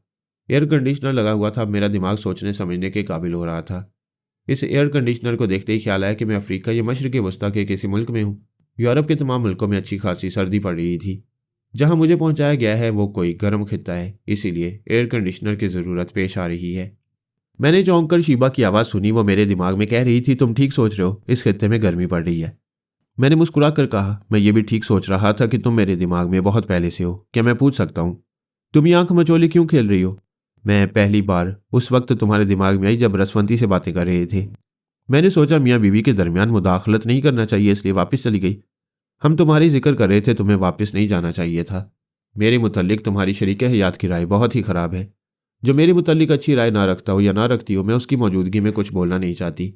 शीबा, समझने की कोशिश करो। तुम्हारे रवैये ने उन्हें शुबे में मुब्तला कर दिया है। उनकी गलतफहमी दूर करो। वो जब भी तुम्हारे दिमाग में आती है तुम सांस क्यों रोक लेती हो? मैं सिर्फ तुमसे ताल्लुक़ रखना चाहती हूँ और बस। अचानक ऐसी क्या बात हो गई? तुम मेरी साथियों से क्यों बदजन हो गई हो? चलो, मेरी कोई साथी ना सही, तुम ख्याल खुआनी के जरिए जनाब शेख साहब से तो रब्ता कायम कर सकती हो। मैंने कहा ना, मैं सिर्फ तुमसे ताल्लुक़ रखती हूँ। सिर्फ मुझसे ताल्लुक़ रखने का मतलब ये हुआ कि पारस से भी ताल्लुक़ नहीं है। कैसी बातें करती हो? वो तुम्हारा खून है, मैं उसे अपनी औलाद की तरह चाहती हूँ। तुम कहाँ हो? इसी महल में। ताज्जुब है, इतने करीब हो और मुझसे दूर रहकर बातें कर रही हो। तुम बेहद कमज़ोर थे, तुम्हें आराम की ज़रूरत थी। मैंने सभी को ताकीद की थी कि कोई तुम्हें डिस्टर्ब ना करे। अब तुम डॉक्टर के इलाज के बगैर ही सेहतमंद हो चुके हो। मैं बुलाऊं तो ज़रूर मेरे पास आओगे। क्या आ रहे हो? सुना है इस ख्वाबगाह के बाहर मेरी मौत का सामान किया गया है। कोई तुम्हारी तरफ उंगली भी नहीं उठाएगा। इत्मीनान से गुस्ल करो, लिबास तब्दील करो, फिर कमरे से बाहर निकल आओ। कहाँ हूँ? तुम्हारी रहनुमाई होती रहेगी। अच्छी बात है, 1 घंटे बाद आ रहा हूँ। वहाँ की एक अलमारी में मेरे लिए उम्दा सूट और तरह तरह के मलबूसात थे। हर लिबास की मुनासबत से जूते, जुराबें और नेक टाइयाँ वगैरह थीं। मैंने एक लिबास अपने लिए मुंतखब किया और बाथरूम में चला गया। मैं जानता था ऐसे वक्त शीबा मौजूद होगी तो भाग जाएगी, और मैं उसे भगाना चाहता था क्योंकि उसकी मुखालफत में तरह तरह के ख्यालात आ रहे थे और मैं इन ख्यालात को दिमाग में जगह देकर उसे नाराज़ नहीं करना चाहता था।